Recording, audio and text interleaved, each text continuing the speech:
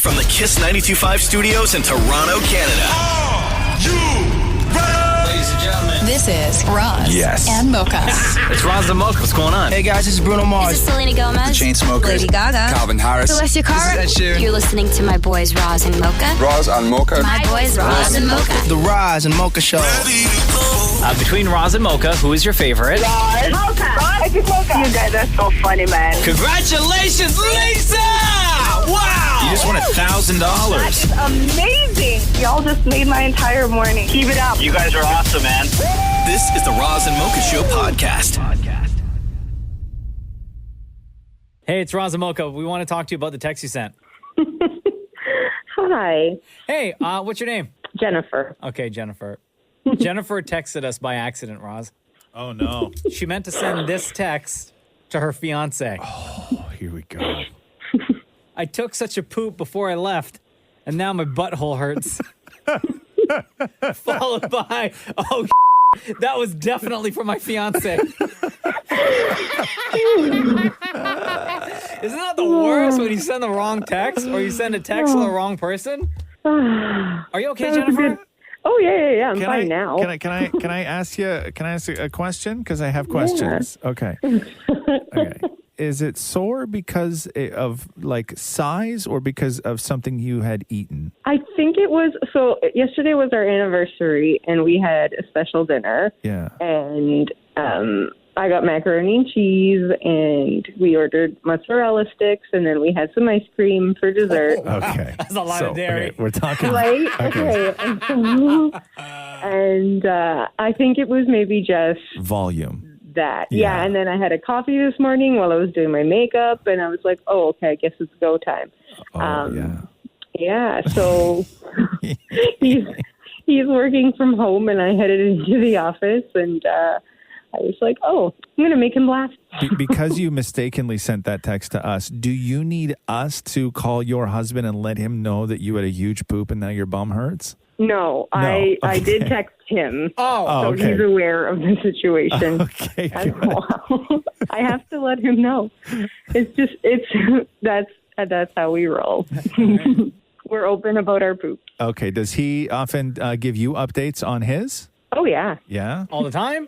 Like more than you would share with him? No, we're both pretty open about it. It's a natural body function, and we're just. But it's also hilarious, and that's it. What's the last piece of information he gave you about one of his? Well, they mostly happen in real time. Like I'll be sitting in the living room and he'll be in the bathroom with the door open and we're having a conversation. And he doesn't even like live text you. He's like yelling out from the bathroom at you. I get like play by play as it's happening. Yeah.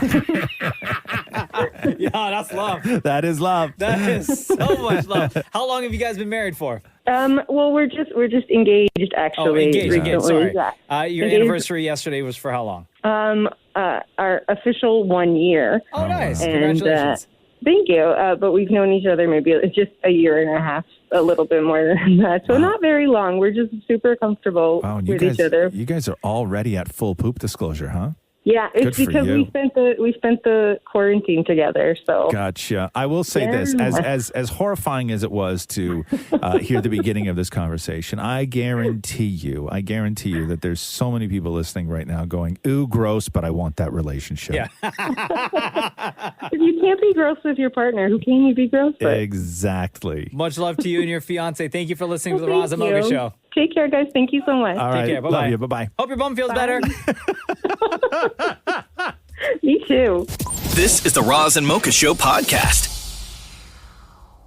So, something that has happened before in the past that I've never discussed on the show before. Oh. Because I don't want to encourage it. So, it's something that has been brought to my attention a few times.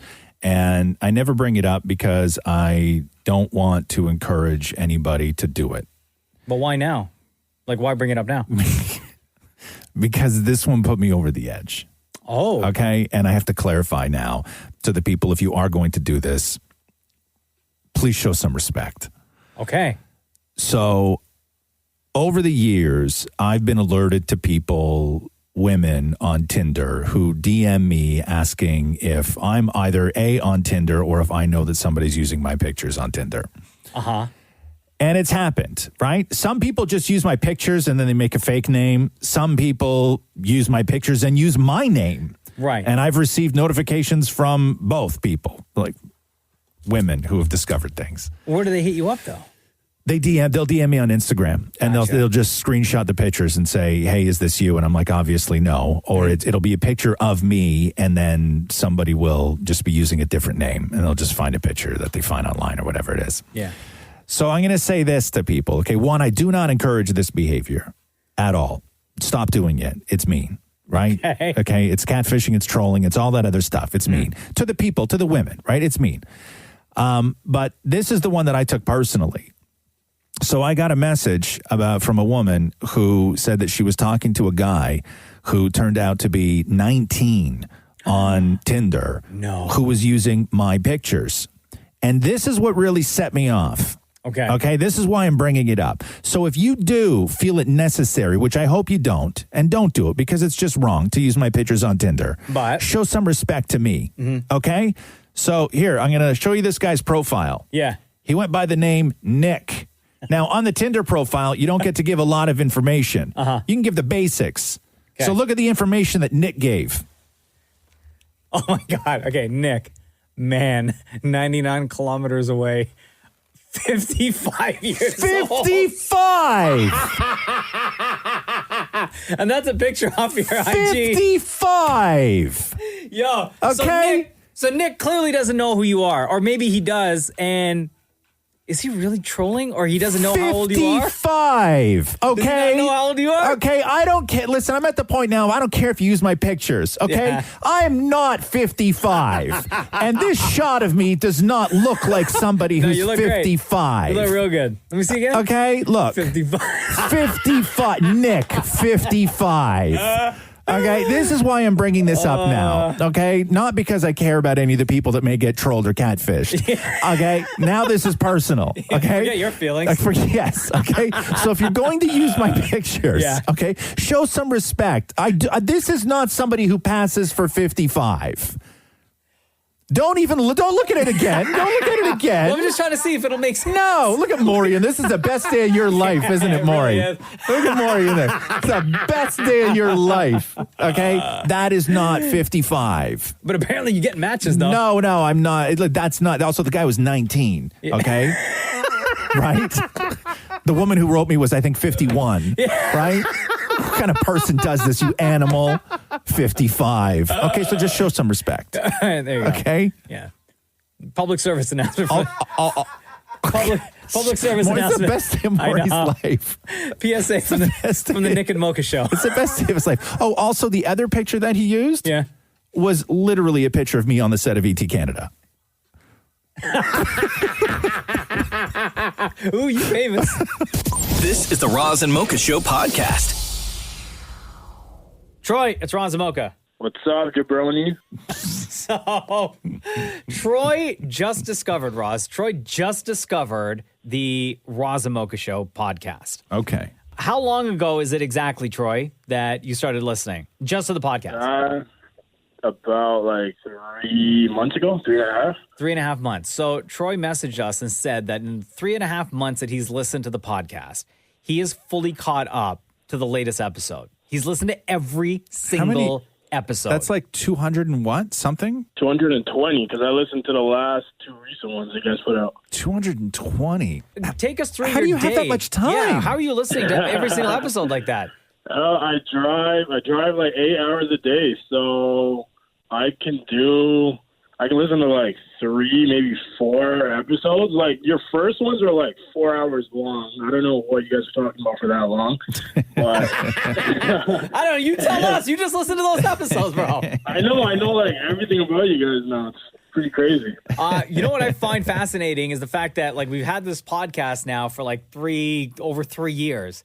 And in the 3 months, you were able to listen to 3 years worth of content. So there's stuff that happened in the like super early episodes that I don't even remember. But like the storyline for you is like still fresh in your mind. Oh yeah, for sure. Like the funny, I literally just I started over yesterday because I had no idea what to listen to. So the first episode, I remember you guys. One, it sounded like you guys were like recording underwater.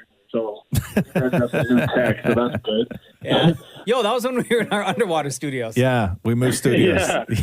Roz is going on about like his iPhone 8 and his dongle. And he said the word dongle probably like 30 times like in that one segment. It was hilarious. Right. Okay. So you're obviously a huge fan, and I'm wondering what the feeling is like. Is it the same feeling like when you binge a television show where you get to the end and you're like, well, now what do I do? It's more like a book. Like Yeah? this is like finishing like a Harry Potter book. Right. Like it's just like a long. It felt like such a long time. I'm more like sad than like relieved because I'm like, like what am I going to listen to now? Like still at a live show. I listen to you guys like on a live show too, but I'm probably just going to restart the podcast again because it gets me through my day. Like if I'm like not having a good day and like you guys are like cracking me up in my truck. So you're the best. Do you have like a favorite episode in the line of podcasts? Because in between, every now and then, in between some of the numbered podcasts, we have like special edition ones, right? Where it might be like an all Ask Roz Mocha or an all games, or we have a podcast dedicated to the Damn It's, or one where we just talk strictly about food. Yeah, I have both of the all game ones saved. I love those ones. Oh, okay, nice. I can listen to those ones like all day long. Is there anything we can do for you as like as such a huge fan who's spent so much of your time with this podcast over the last little while? Is there anything we can do for you that you want to hear on the podcast? Nah, man, you guys do it like 100% perfect, man. You guys, everything you guys do is like the best like anybody could ever do. I have one request though. Yeah. If you guys can play 5 and 7. Yeah. Oh, you love that game, huh? Oh yeah, it's hilarious. Yeah, we can make that happen. We can make that happen. We can play 5 and 7 for you. All right, perfect. Troy? And then one more question. Yeah. This is a serious question. Hypothetically, if you were gay and single, would you date Maurie?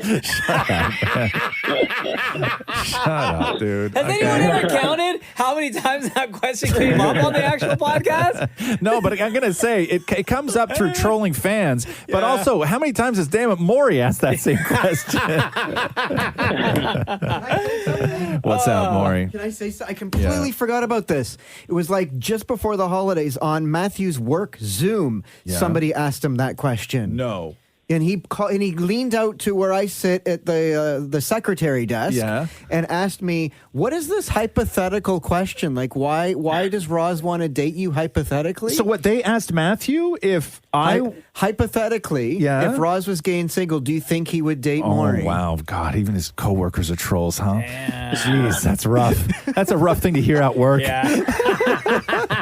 Take it over, man. There's going to be no more smooth, cool dude. It's just going to be your hypothetical question. Stop it. Troy, you are the man. Thank you so much.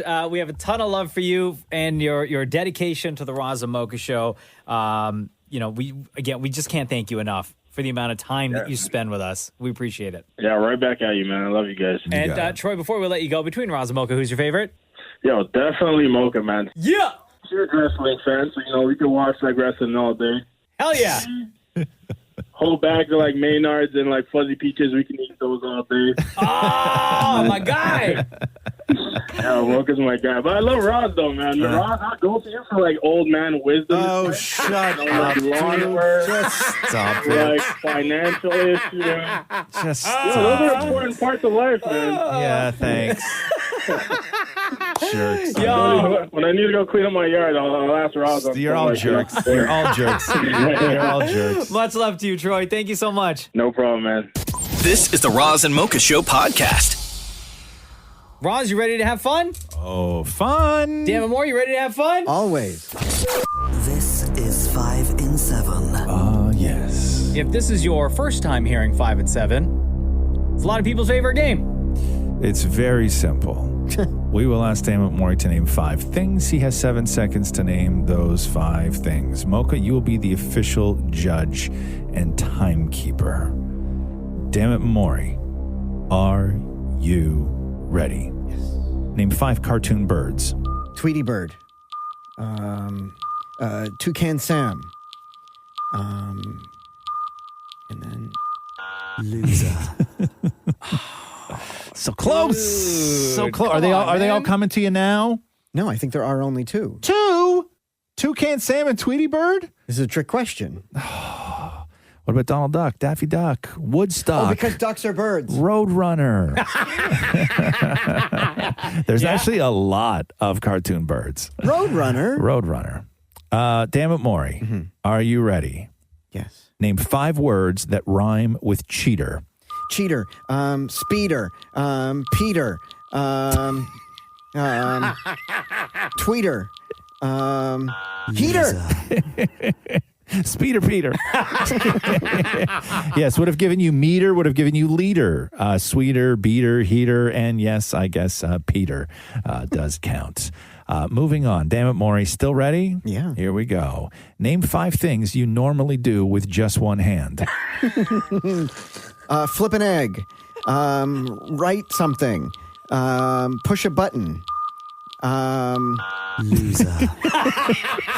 Flip an egg was the first thing that came to mind, huh? However, if you got the rest of them, I actually may have given you flip an egg. But yes, right.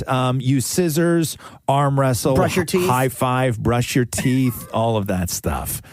Flip an egg, I guess. You thought I was going to say pee. No, I didn't know what you were going to say. Damn it, Maurie. Name 5 NHL teams in America and the cities that they're from. Okay, Anaheim, and they're the Mighty Ducks. Edmonton, they're the Oilers.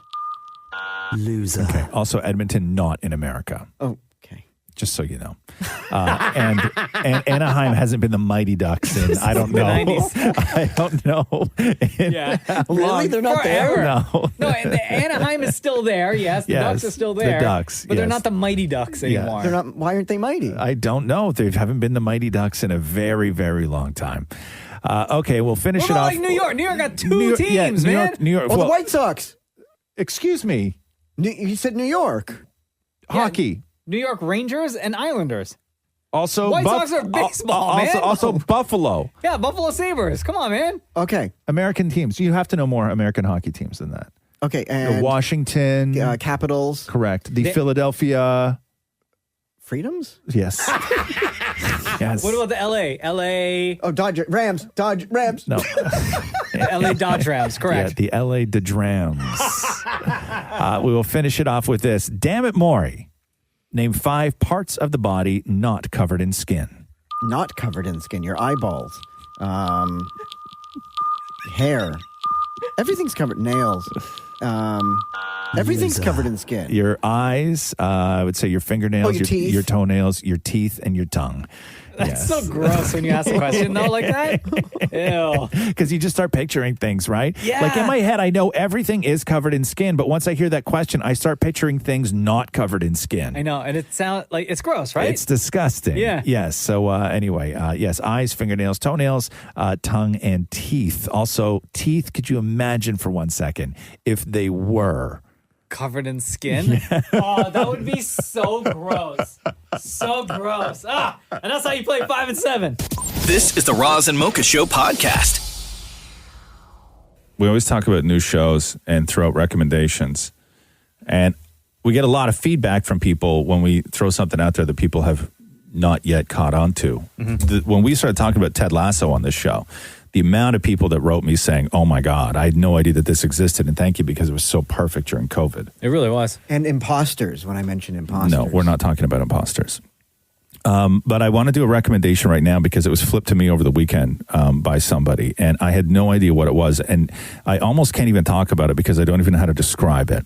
Oh. So it was released in late December, and it's called In and of Itself. And it's a magic show, right? So the guy who hosts it is a guy named Derek Delgadio, and he's a sort of storytelling magician. And he did a show in New York for, I think, like a couple of years. And Frank Oz actually directed the movie version of this one-man show. Really? But it's directed in the theater. Like it's his show with an audience and everything else, right? Was it filmed for the purpose of this Yes. show? Oh, okay. Yes. So it wasn't filmed for the purpose of something else, and then they turned it into No. It was you saw. they basically he had done like 500 of these shows, and then during the end of the run, they brought in cameras and they filmed the show for Where is it, on for the Netflix? purposes. I paid for it. I rented it on YouTube, but I don't know where else you can find it. I didn't do that much research. But it's a magic show, and when you start going in and reading reviews for it, it's very difficult to even get an idea of what this show is, because he's a storyteller and it's based around magic, and he is an incredible magician, sleight of hand artist. Yeah. But that doesn't even touch what happens in this show. And I will tell you this, I am a huge fan of magic, and I'm a huge fan of storytelling, and I love when people are amazing storytellers where they combine magic. If you don't cry, or at least come very, very close to crying while you watch this, I'm not sure you're actually human.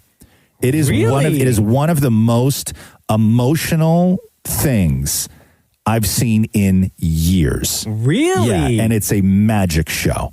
Like no joke, because I don't know if I don't in and of itself. So it's in, I-N, and then that and sign of itself.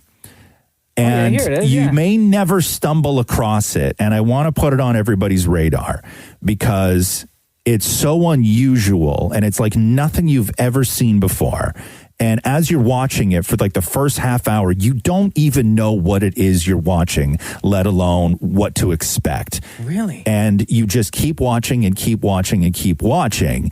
And you are sucked into the storytelling and the magic to a point where you start questioning things in your life that you may not have thought of, or you may have been a little bit too terrified to even bring them up in your own head. Really? Yeah, I'm telling you right now, this is like, it's a winner. Like it's so wild. And it's relatively new. Relatively new. Yeah, it's called In and of Itself. And I know, because I know people like when we give recommendations for things. Yeah. This was one of the most incredible things I've seen in years. Okay. In years. Okay, I will check it out. This is the Roz and Mocha Show podcast.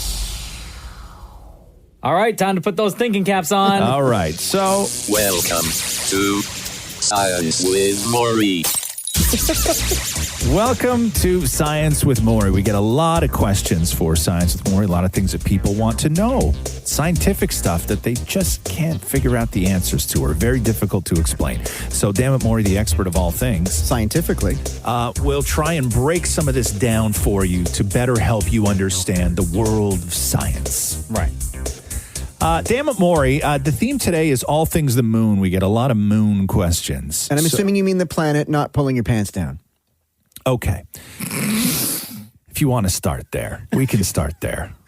We have to define the moon. You know what? It's science with Maurie. I'd say you give your answer for both scenarios. Okay, yes. It's science. Absolutely. Right? Absolutely. Okay, so give your answers to both.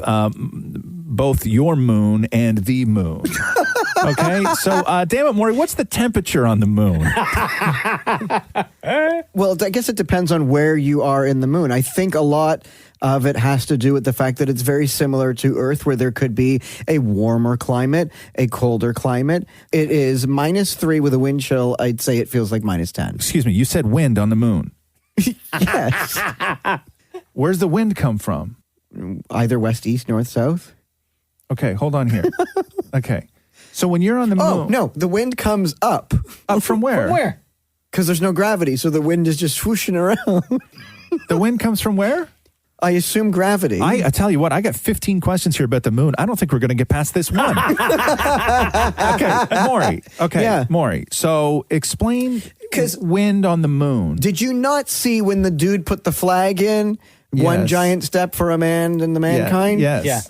He put the flag in the ground. Yeah. The flag was waving. Right, which is one of the reasons why a lot of people think that whole thing was faked, but we don't have to go there. Okay.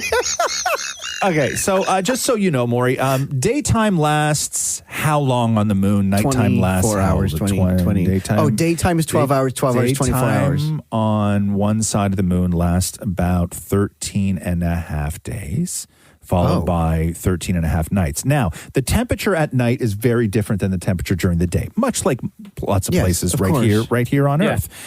Maurie, the temperature on the moon during the day can reach what? Just like anywhere else, it could reach 10 degrees. 10 degrees, just like anywhere else. Okay, 127 degrees Celsius.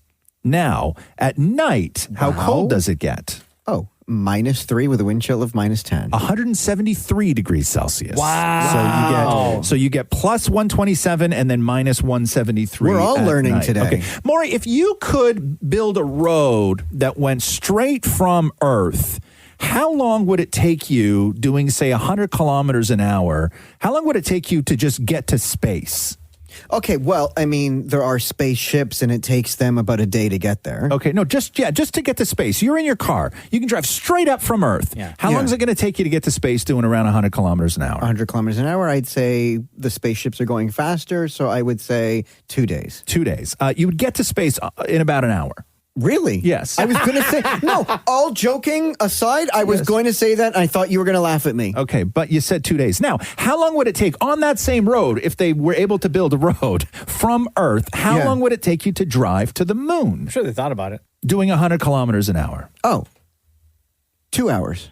2 hours. So hold on, you think the distance from Earth, like from the atmosphere to moon, is the same distance as like from here on Earth to the Earth's atmosphere, to space? No, he thinks that the moon is 200 kilometers away, right? Is that what you're saying? Well, it's really close sometimes. Okay.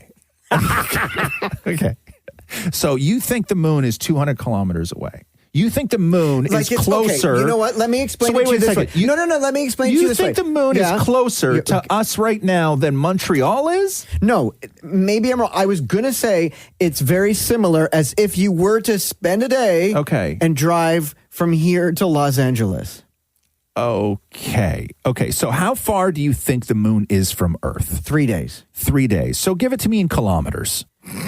300 kilometers. 300. Well, how far do you think Los Angeles is?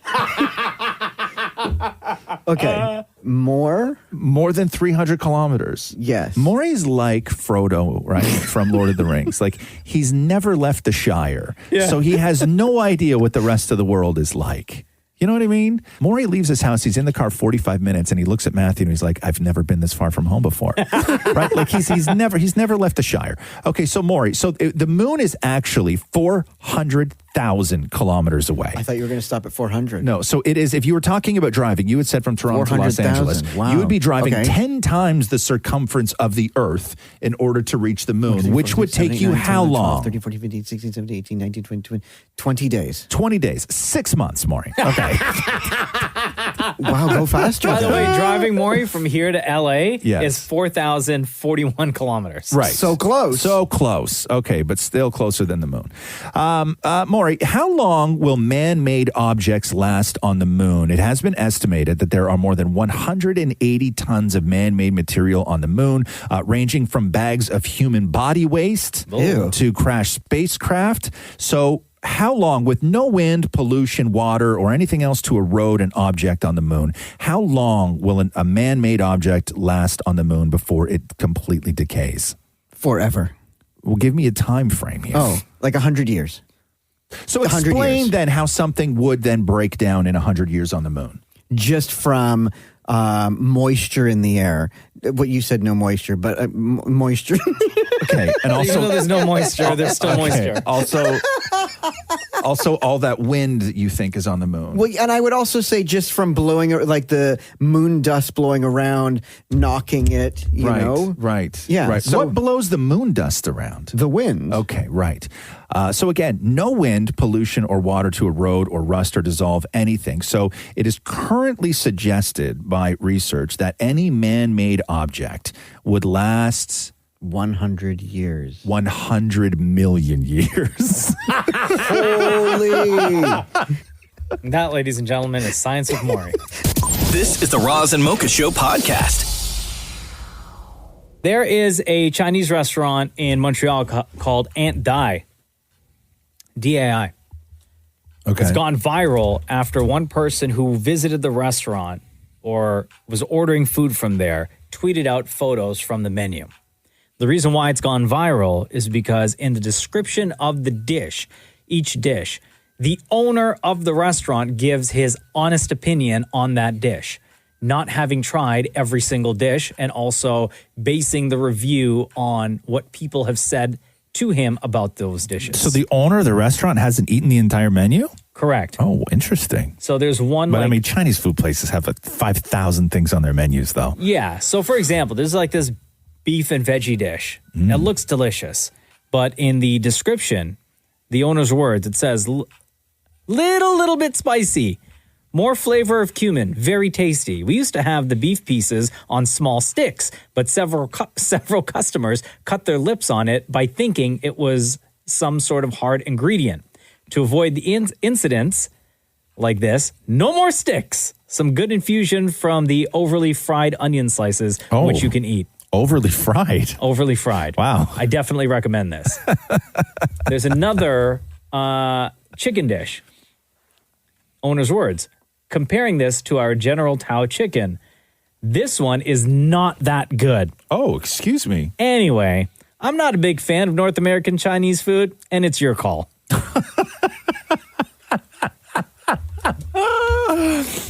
So why is it on the menu? I guess because people order it, right? Like I get it.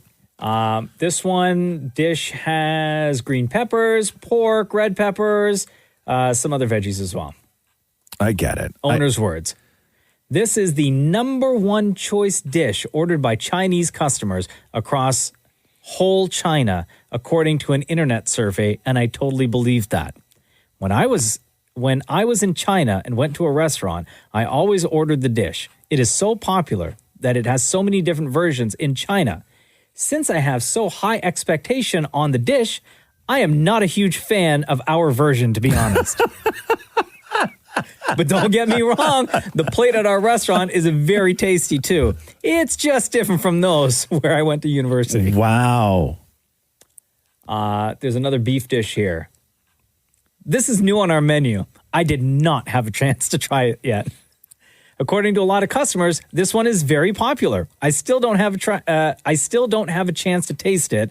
Looks like I should spend more time eating in my own restaurant. Okay, see? Yeah, exactly. And I think that this is a really, really fantastic way to sort of use social, because I think what you get is normally on like Yelp reviews and things, right? Yeah. Is that we're used to seeing somebody go into a restaurant and they don't like it, and then they write a negative review of it, and then you always see like the owner of the restaurant, they come back and they say, hey, listen, we like to da-da-da-da-da-da-da-da. They respond. Of course. So I think that flipping this is actually quite genius, to where he can say, nah, listen, this thing here, the beef dish, the Mongolian beef, not that good. And then somebody's going to go on and review it and go, bro, I don't know what you're talking about. Yeah.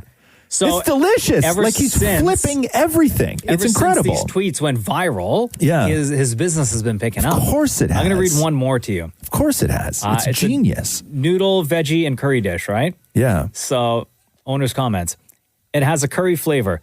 Don't expect it to be so tasty, but it's a safe choice and makes you happy. Wow. See what I mean? This is the Roz and Mocha Show podcast. Christine Bonavita from Virginia has been divorced for a year and announced on Facebook that she's running a contest where you could win her engagement ring and her wedding band, and all you got to do is reach out. Christine, welcome to the Roz and Mocha Show. What's going on?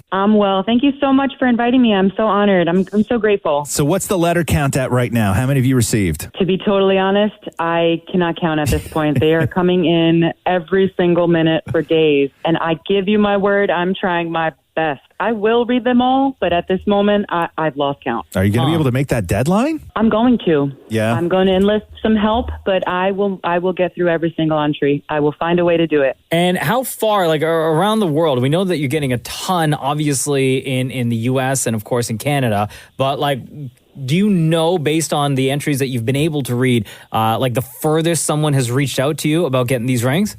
So far, off the top of my head, I've gotten entries from Nigeria, Pakistan, India, the United Kingdom. Wow. And then a lot of entries don't say where they're from. But it's interesting because as an influx of entries come in, they'll say, I just saw you or I just heard you, somewhere in the world. And so that's how I'm tracking it. So it's your engagement ring and your wedding ring, but is your ex-husband's wedding ring part of this package too? He has offered. Before this went public, out of respect for his privacy, I told him, this is what I'm doing, and I want to let you know out of respect for you. And he said, thank you. And then the very next day, he said, I thought about it, and I would be honored to include his men's wedding band. Wow. And so he's getting that polished and cleaned up, because that's what I did for mine. I wanted them in the best condition to be able to give them away. And so his is getting serviced right now, and they will be included. And what are the sizes, and can you tell us about the rings? Absolutely. So his is a size 10. Mine are both a size 9. I have the receipts for them. He purchased them in 2010. I'm not sure of the value today. I'm not even concerned with that. I just want to find a beautiful home for them, and I'm so excited. As excited to find someone to give them to as I was excited the day that I received them, truly. And does the way that your marriage ended have anything to do with the way that you're giving these rings away? I will say it does. And I will say that I have hope for the future, and I have no regrets for the past. I'm able to move on. This is cathartic and healing for me, and I hope that other people going through the same situation also find their own peace. When did you have the idea, Christine, to give away these rings? Like, what prompted you to actually go through with it? So I have to be honest, I actually thought about it for an entire year. I have been legally divorced for 1 year this month, and all types of thoughts ran through my head. Do I want to keep these for my 2 young daughters? Do I want to make something else out of them? Do I want to get on a boat and chuck them in the ocean? Mm-hmm. But I, myself, have just always been a naturally giving person. It's just that's the way that I was raised. I grew up in foster care. I was adopted in 1987 into a loving home, and they showed me and raised me to be a good person. And throughout my experiences in life, I've always wanted to naturally pay it forward. Just be kind. If I can do something to make someone's life just a little easier or better, I'm grateful. I imagine it's emotional on so many levels to just sit there and read through all of these letters. Sometimes I imagine it's beautiful. Sometimes it's crushing, and you got to say, and that's enough for today. But is there anything that you remember, or is there anything that you can share with us from one of the letters? Absolutely. It's like a personal, private view into people's diaries. Yeah. People, there's good and bad, and I'm going to focus on the good, and that's what 99% of the people who have emailed me.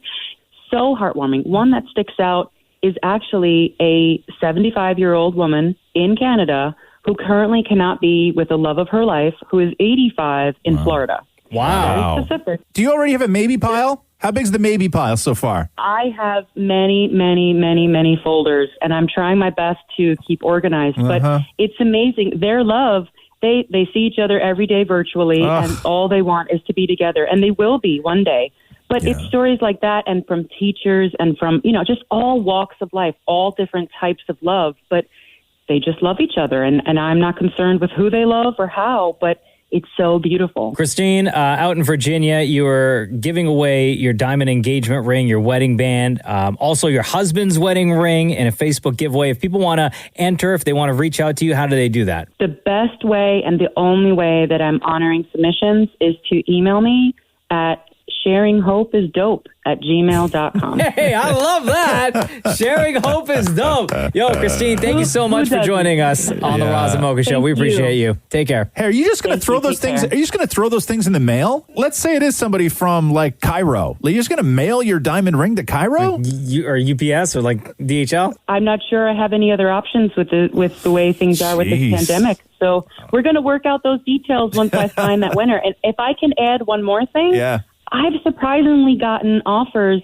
for other people's rings who want to give it to potential runner-ups.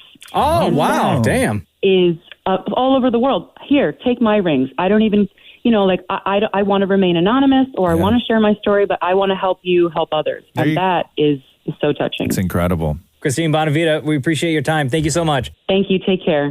This is the Roz and Mocha Show podcast. Catherine disappeared in bed last night. What do you mean? I don't know. Sometimes we go to bed together and then she just, I don't know whether I piss her off or I'm loud or I'm sweaty. Yeah, probably. Because I do all those things in my sleep, right? I sweat. You're a loud sweater? I can be loud. I'm a terrible person. Don't get me wrong. Like the fact that she's managed to stick it out with me this long is a miracle. Not because of anything I do when I'm awake. It's just all the stuff that I do when I'm asleep. So where did she go? I don't know. I think she just goes to the living room. Oh no, she got to sleep on the couch? No, she just disappears for a while. Like because I remember I rolled over. We went to bed together last night, and then I got mad. Why? Because there was laundry on the end of the bed, and when I went to bed, I did my regular zombie walk, which is I fell asleep, 80% asleep on the couch, and then I zombie walk to the bathroom, and I bump every corner of every door frame on my way there, and then I'm a little bit sore when I get to bed, and then I just crash. Yeah. And Catherine, everything Catherine does in life, she does the loudest way possible. So there was laundry on the end of the bed, and I was falling asleep, and she decided to fold the laundry, turn the lights, all the lights on in the bedroom on full blast, right? Full blast, and start folding laundry in a very loud way. But how, though? What do you mean? It's closed. She's not doing dishes in there. I know. You can fold laundry loudly, right? What did she put in there? Just like with the pants and undies and like shirts and stuff. Like pots and pans? You know when you fold something and then you're building the stack of clothes, right? Aggressively stacking. But they're not bricks. Okay, I know. But listen, okay. But when you're in the bed and somebody's folding laundry while you're in the bed trying to sleep, it's loud. And then the closets are opening and slamming clothes, all of this stuff, right? All of this stuff. And then what time of night is this? I don't know, 11:15 or something like that. Like, girl, get some sleep. Okay, and then I'm fine though, right? Because I'm like, you got business to do. I'm not going to say, hey, don't do that, because then it's my job to do it, right? so I. You don't want it to be here tomorrow, John? No, I don't want to do that the next day. And then, so what happens is that I actually fell asleep. I'm like, okay, fine, I'm going to fall asleep. But then she takes her robe off to get into bed, and she puts the robe on the end of the bed, and it's over my feet. And I wake up immediately, and I start kicking like crazy. Yeah. Because it's too much weight. Right? A robe.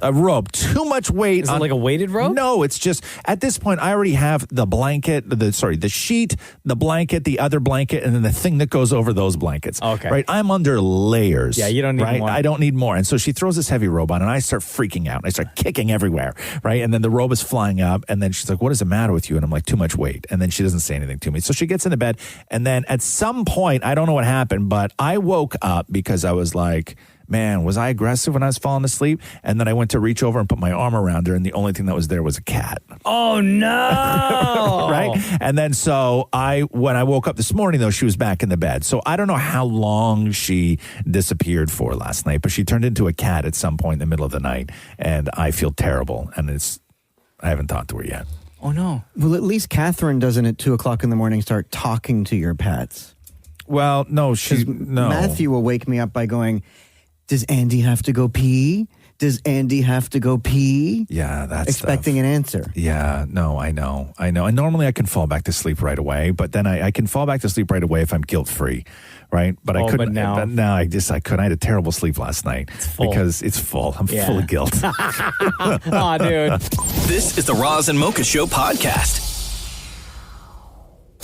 Roz and Mocha's Fix My Life. What advice can you guys give me? Okay, so my question is... Got a problem you can't fix? Roz and Mocha got you. What's going on, Paige?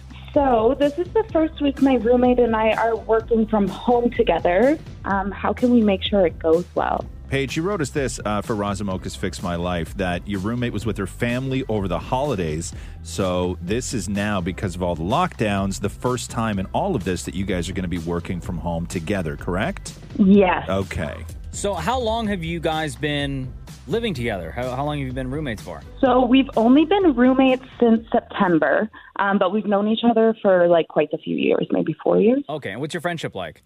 It's great, yeah. And then in September, like she was working outside of where you guys live. You were working outside of where you guys live? So I was working around here. I was actually living from home, and he was living outside and had to move here for work. So between September and the holidays, where was she working? Is it a she or a he? A he. Oh, It's a a he. he. Sorry. My bad. Yeah, no. He works in an office just down the street. Yeah, and I've always worked from home, like for the past couple monhes. Have you guys been romantic at all or no? No. Okay. So I don't know why I assumed it was like a girl living with a girl. Yeah, no, I apologize. Well, No. No, because it's because you question it otherwise. I want to know, like, are you guys like, is this going to become something? Is there no chance of it becoming something? Has it ever? No chance Has of it ever? Has it ever been something? No, it's definitely not like Okay. that at all. Okay. So we got that out of the way, right? Yeah. Yeah. So so this is not going to evolve into something that is then going to get more complicated. No, definitely not. If tensions arise. I would say this because I work from home now and Catherine works from home. I do the TV show from home and then Catherine has her office and we share an office actually. And I think that there's just a couple of things that we try and do, more so me because this is her actual office even pre-COVID. Whatever I need to do the job during the day, when I'm finished the job, everything gets packed up and put away. So there's nowhere in the house that constantly looks like it's somebody's office. Right. That's actually a good idea. Right? Because that is what annoys people. Mm-hmm.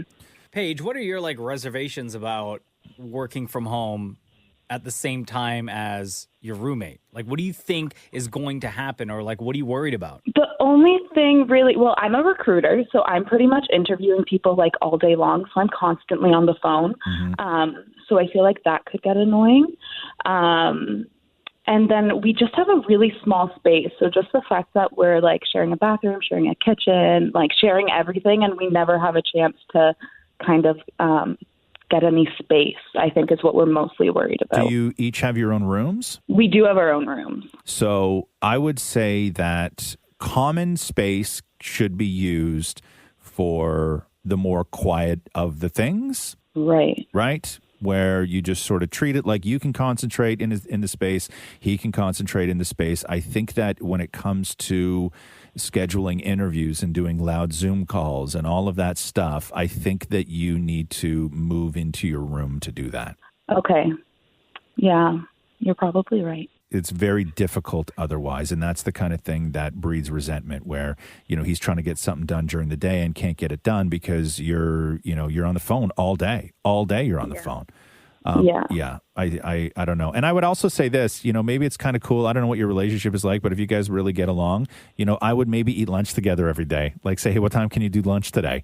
And then he's like, today I can do 11:30. You're like, cool, I can do 11:30 as well. And then maybe you just do lunch together. Yeah, I actually love that idea. That's really good.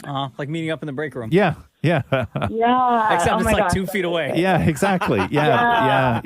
That's actually a really good idea. Yeah, but I think that making sure that when you guys are off work hours, that the house still doesn't look like your offices.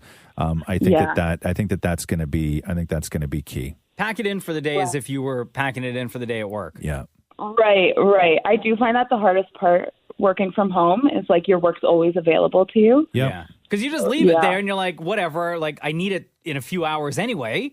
So it's not doing any harm. But then living in such a small space and having that common area where you guys used to chill, you know, that one glance that you look over at your work stuff, you're like, oh, you know, then you start counting down the hours in your head till next time you got to sit in front of that computer. Yeah. Like in our office at home, like for me, when I got to do the TV show, I have lights and I have cameras and I have stuff to read script off of. And I have all of this stuff.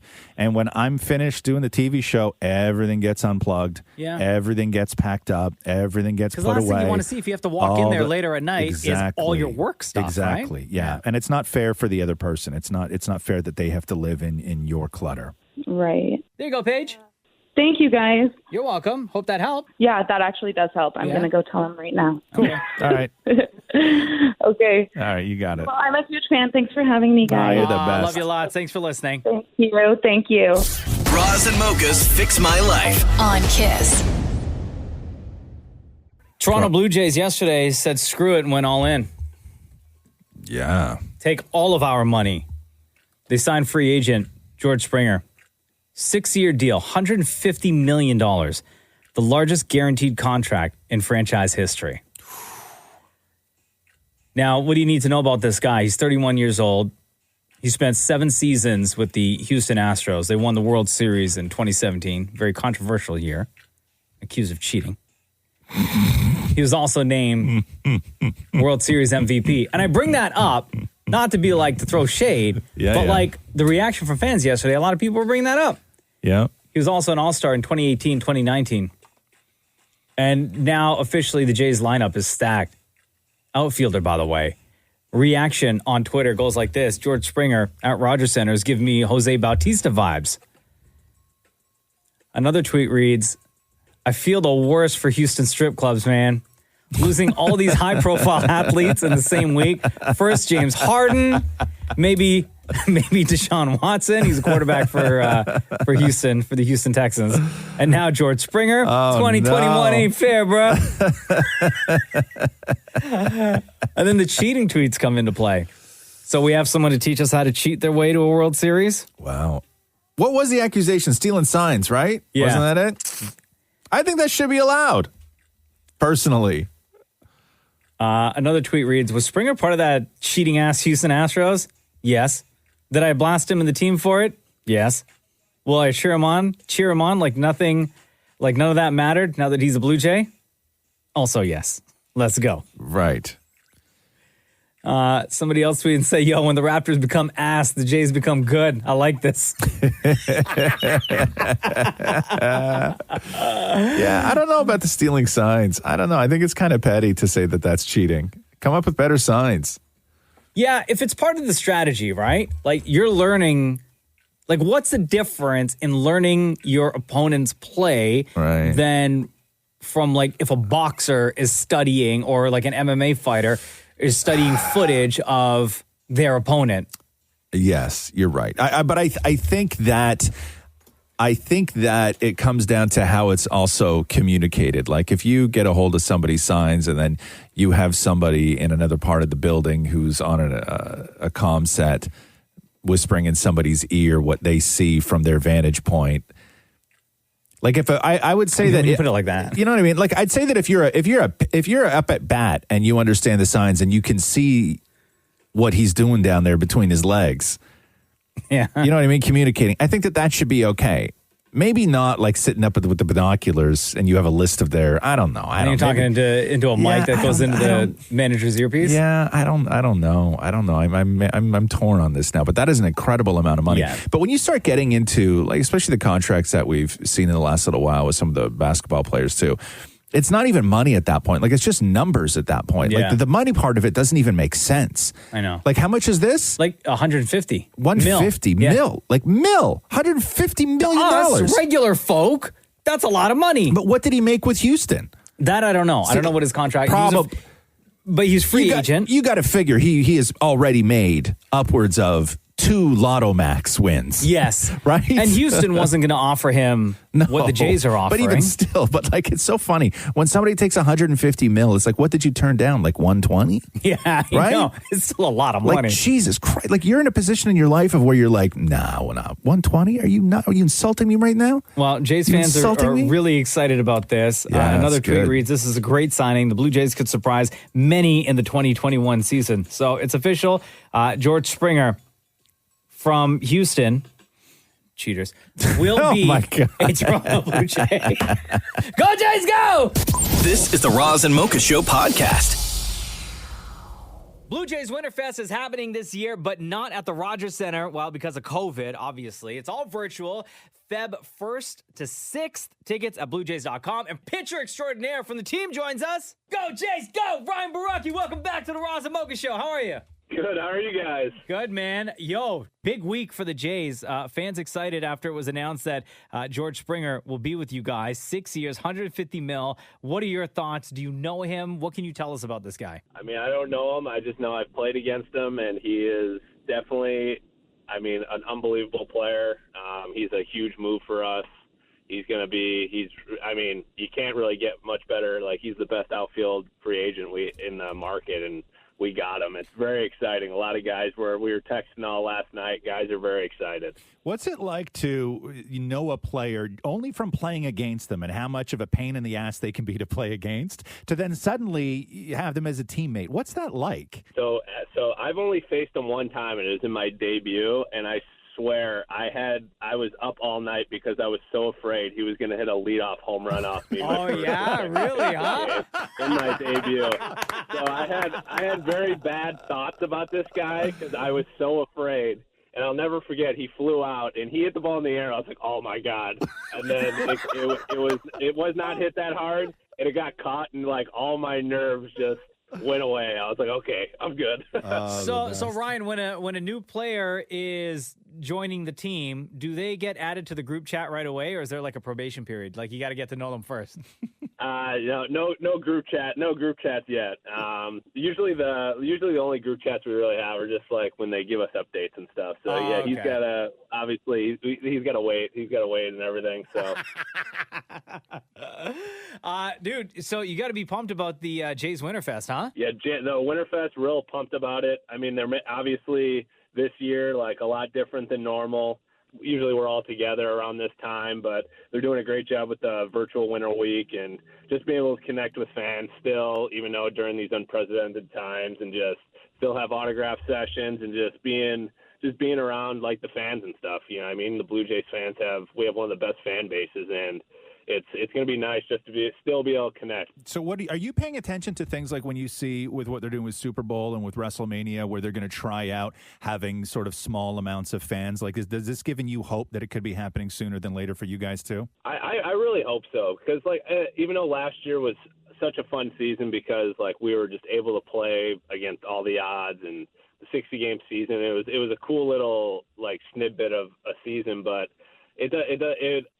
I just remember, I always think about like, man, what if we clinched, like when we faced the Yankees and we clinched in Buffalo, what if that was in front of 50,000 in the Rogers Center? Yeah, you know what I mean? Yeah. Nothing really beats that. Nothing beats that. So there's really, I really hope that there's hope that we can hopefully play in Toronto and then obviously get fans in the stands sooner or later. But it's watching football games, and it's like you hear the regular crowd and you're like, oh my God, it's like such a foreign thing now. You know, it's so weird to hear when you actually hear real fans there yelling and screaming. Ryan Borucki, starting pitcher for the Toronto Blue Jays, is on the Roz Mocha Show. How do you guys prepare as a team? You know, you're in between now when the season ended and when spring training is supposed to start. What do you guys do in the meantime, between time? Like, are you still working out? Are you still trying to get ready for spring training? Oh yeah, like I've been since like maybe I took a couple weeks off, and then since then I've been working out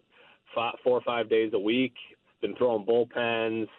I'm just down here in Dunedin, Florida, so they opened up the new player development complex. It's unbelievable. It's like nothing like I've ever seen before. Like the weight room's basically like an LA Fitness, which is crazy. Yeah, and it's unbelievable. Oh, so you can work out in jean shorts. Yeah, exactly. We can make sure I try to grunt as loud as I possibly can. I'm lifting 135 pounds. Hey, Ryan, have they told you guys yet as to where? I mean, I don't know if the decision has been made, but where are the Jays going to be playing this upcoming season? We really don't know. Like, obviously, we would love it to be in Toronto, but if we have to go back to Buffalo or anything, Dunedin, our people that work for our team really did a really nice job of just being able to get us ready for Buffalo, and they made Buffalo work really well. So obviously holding out hope for Toronto, but I feel like wherever we're going to play, they're going to make it as nice as it can be, and we're just going to have to go with it. You still a fan of The Bachelor? I love The Bachelor. Dude, Monday. What are your thoughts on Claire and Dale breaking up? I mean, are you guys surprised? Because I know I wasn't. I have to say, I was such a breath of fresh air for Tayshia to come in because I thought she was really cool. Yeah. My wife's been watching it for a while. I haven't been watching it as much, but Tayshia's definitely probably my favorite Bachelorette so far. Wow. But I've seen. But yeah, like Dale and Claire, obviously. I knew something was up. I said something to my wife the other day, and I was watching like stuff on Instagram, and I was like, man, Dale, like, just whenever Claire comes in the picture, Dale just looks pissed off. Like, he's like, okay, get out of here. And, like, I said something to her I said that to her, and then she's like, no. And then I showed her yesterday. I was like, look at this. And it was like the E exclusive saying they're taking a break. Yeah, see? You knew. Are you guys surprised or No, what? not at all, because that kind of passion when it's on the good side of things is really great. But Claire's the type of person that frightens me because when you're not in her good books, that passion then becomes terrifying. Oh, I know. But hey, Matt James, wow. Yeah. He's a great bachelor, I think. He's a straight shooter. Yeah, I love that guy. I told my wife, I was like, if I was the bachelor, which I'm not, I would never be, but I said I would go about things the way Matt is going about. But come on, guys. Claire, she knew right from the very beginning that it was her and Dale. Please. Ryan Borucki, you're the best, dude. Thank you so much for joining us on the Roz Mocha Show. The virtual Winter Week takes place Feb 1st to 6th. You can get all the info at bluejays.com/virtual winter week. Ryan Borucki, starting pitcher for the Jays. We will chat with you again soon, man. Thank you guys for having me again. Have a good one. This is the Roz and Mocha Show podcast. So no certified lover boy, huh? No. Album got pushed back. Drake announced it on IG stories yesterday. Yeah, he says, I was planning to release my album this month, but he was also planning to release it last summer, right? That was the original. That was the original plan. 3 different times. Yeah, man. So I was planning to release my album this month, but between surgery and rehab, my energy's been dedicated to recovery. I'm blessed to be back on my feet and feeling great and focused on the album, but Certified Lover Boy won't be dropping in January. Because who was it that tweeted? Charlie Puth tweeted. Oh, yeah. He tweeted it and then deleted it because Charlie Puth said it was coming out today. I know. So I guess that he had like old information. So I guess today was the day. I wonder if that he's going to Drake be on was the album. that I'm thinking maybe, or he Like, had how to would hand their in. worlds cross ever? Charlie Puth is like he's a composer, right? And so maybe, yeah. And so I don't know whether he worked on something because a lot of people have worked with Charlie Puth. Yeah. So I don't know whether he worked on something with Drake or he's on it or there's a collaboration or whatever it is. But he sounded like he had old information because when he tweeted that, he deleted it real quick. But man, like we're coming up on like a real long, like almost a year since he released like new music, like his first he new dropped those song. 2 tracks though, he right? He did. Yeah. But like, remember when Tuesday Slide came out? It was in and around this time, and then he dropped the video during quarantine. Yeah, that he filmed at his house. And he's been working on this album for like a long time. Yeah, I guess that was right at that was like in the heat of quarantine, right? Like the first right round, at the beginning, the first round. Right when he filmed that video in like March. Yeah, right. Yeah, so we're coming up on a year now. But he did release those 2 other tracks, but I know that a lot of people are like, so now what? Now, like... New single. You think? Yeah, he's going to have to. He got to drop another single to lead into the album because he's got tracks. He's got music. He's been working on so much music. I'm sure within the next couple of weeks, we're going to get another song from Drake. Yeah. As yet another single from the new album. Right. And then who knows? Maybe Feb, maybe March. Right. It's tough because how does Drake promote an album during all of this too? Because he's not one to sit and do, Zoom interview after Zoom interview with people. I think at the level that Drake is at, he doesn't necessarily need to promote an album. Yeah, but even hype it though. Like I guess you can shoot another video in your house or do whatever you got to do or not even at home, man. Jump on the jet and fly to Florida and do the show at the same club Bow Wow did. Yeah, exactly. Right? Out in Houston. Yeah, why not? Everyone else is doing it. This is the Roz and Mocha Show podcast. With stay-at-home orders in effect pretty much everywhere, bylaw officers are like really cracking down and giving out more than just warnings, giving out tickets. Mm-hmm. There's a guy in England who's been fined $270 for breaking strict COVID lockdown restrictions by going outside to play Pokemon Go. Do people still play Pokemon Go? Really, huh? I had no idea Pokemon Go was still a thing. No, me neither. And that they kept updating it. And that people are still trying to catch them all. So wait a second. So why did he get a ticket? Because he should have been staying indoors. Oh, for God's sake. And they asked him because he was 14 miles away from his home, catching all them Pokemon. What a disaster. You can't go out alone and play Pokemon? He was officially fined for, quote, ignoring the requirement to not leave or be outside the place they live without a reasonable excuse, end quote. No.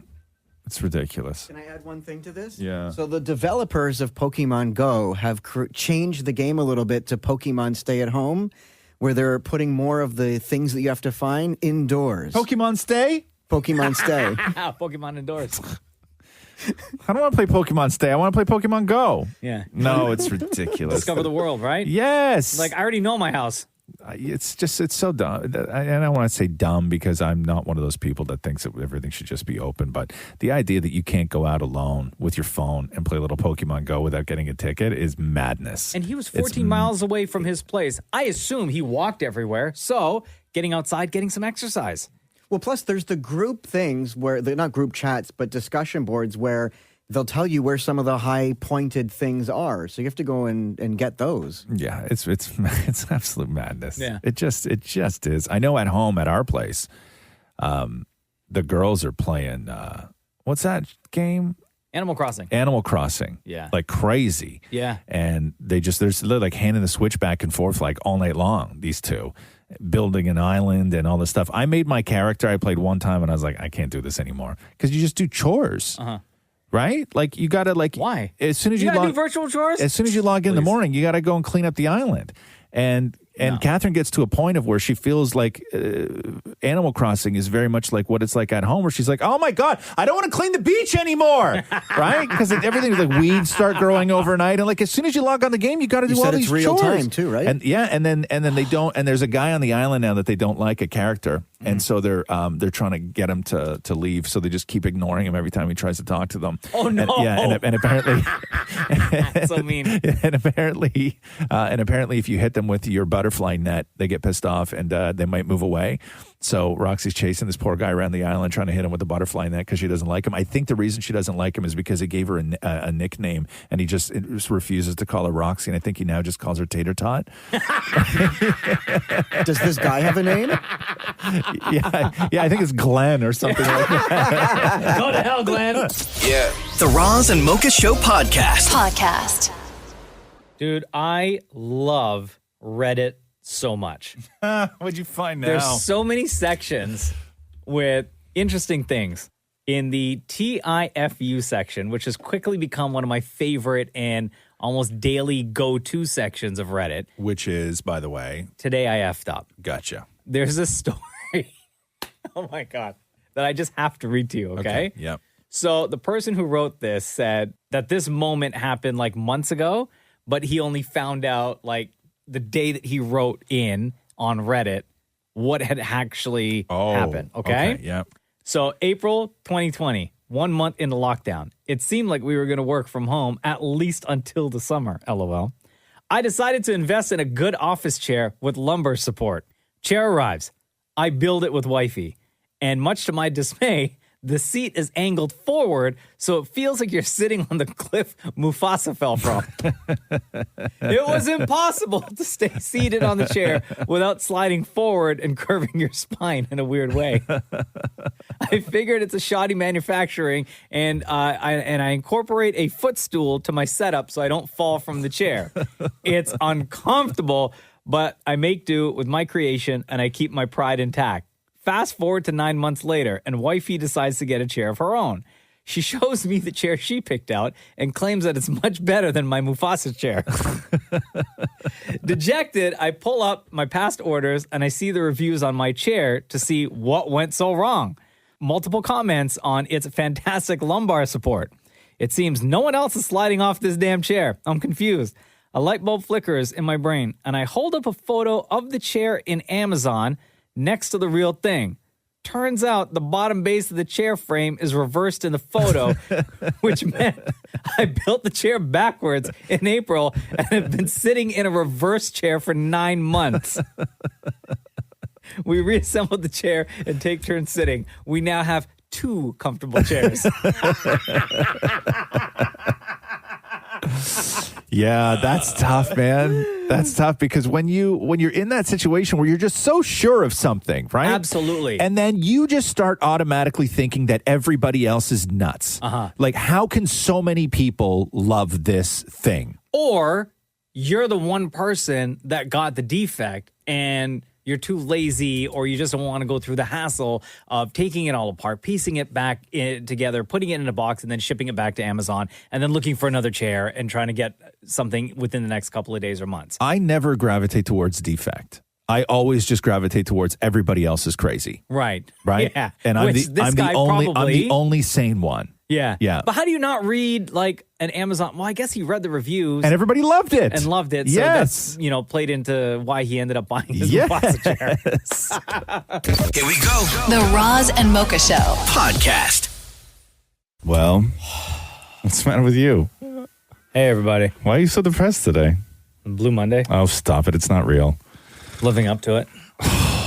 We do this every single year. I know. Bills are piling up. No. That Christmas, Dad. No. Speaking of, we have 11 months till Christmas. No, that's not. Listen. So sad. I really thought that we were going to get away with that talking about Stupid Blue Monday for the entire show, but I guess we got to do it right out of the gate. Isn't it depressing? No, it's not at all. No, it was the reason you have to sort of take the idea of Blue Monday with caution.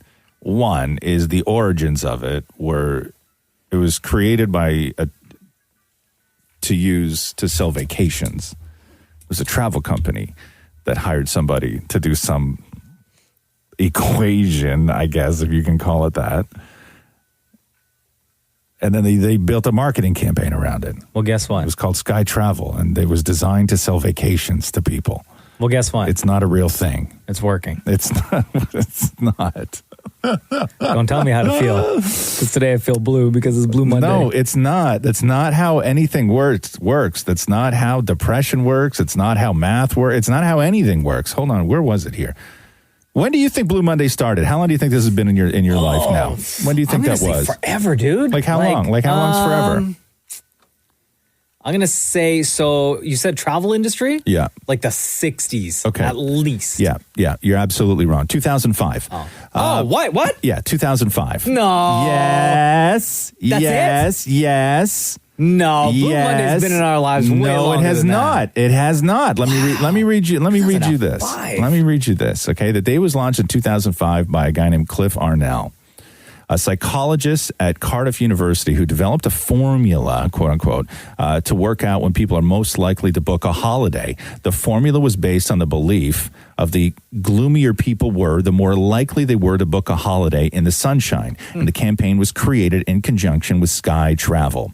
Some of the factors measured in the formula included weather, people's financial situations, and the post-holiday slump and lack of motivation. That's me. No, it's not.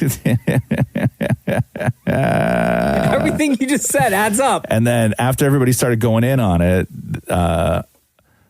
Arnal started defending it, saying that he wanted to use the platform to raise awareness about psychology. No, he did not. It's to sell vacations. That's what it is.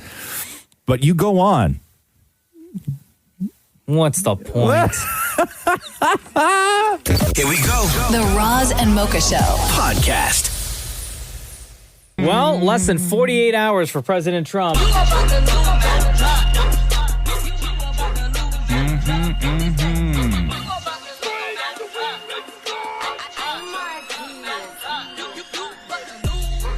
Yo job. Lose your job. Dude, it is so crazy to see on the news all the footage of military, police, the way they're setting up for the inauguration in anticipation of more protests happening. I think we need to be honest about one thing. Which is? As much as you about to lose your job, get your orange ass out of there. I think we need to be honest about one thing. Which is? If he won the election, and right now we were talking about Trump's inauguration happening this week, the entire world would be in an uproar over the fact that he was inviting people to come to what will inevitably be a super spreader event. Oh, yeah. Nobody should show up to this. It And they're shouldn't not- happen. No, I know that. It They shouldn't should've- happen. It should happen inside, no crowds, nothing like that. But why didn't they do that? I wonder. Well, I don't know. As I guess maybe people are going to show up anyway. But like, So like, give them something to look at. but like what do you like? Here's the thing: is that crowd size matters, right? Absolutely. Crowd size matters, and if they limit it, then I don't know. It's going to go down, and it's not going to look good, and it's not going to be packed, and it's not going to be all this other stuff. They shouldn't have crowds, man. Yeah. That's really wild to me Yeah, I'm that they're surprised allowing that they it. are doing it outside actually now. Like you're going to get like what are they anticipating? Like 100,000 people? I don't know. Maybe more? I don't know. It's wild to me though that like nobody's even saying anything about that. Yeah. Like getting that many people together in that tight of a space. I think because just like in the U.S. right now, like, I don't know, man, people are actually everywhere. Like people are just not caring anymore. I know, think. but you can't. It's not a Bow Wow show. I know. You know, you Oh gotta my be more God. responsible than Did that. you see that footage on the weekend? Yes. I was like, why is Bow Wow trending again? So here's my thing: is that we look at a Bow Wow show, right, and we see people in a nightclub, 250 people in a nightclub, and at this point in COVID, it's horrifying. Yeah, it's horrifying. And you see the numbers in the States Yes, too. I don't know. I don't know if I could be prepared to see an inauguration crowd. If I'm that horrified at Bow Wow, Yeah, I know. Right? All those people in such a. How are they allowed to do that? Though? I don't know. Because Like, how is somebody allowed to perform on a stage? I don't know. Right? And have a room full of people, Yeah. everyone drinking, having a good time. Yeah, because some places, I guess it just doesn't matter. Like and it's not like the Bow Wow show. If you miss, so Bow Wow did a show over the weekend, and it was in like a club, I guess, right? Yeah, in Houston. And the club was rammed, and it wasn't huge. We're not talking like thousands and thousands of people. It was a like nightclub. A couple hundred. But the club was rammed, and nobody in there is wearing a mask. I think I can. And I then- looked at that video a couple times. Yeah. And like sporadically, you would see, I think maybe 5 people. Maybe. And everybody got clowned because it was people in shock that somebody would risk their lives to go and see Bow Wow. Right? I mean, it's true.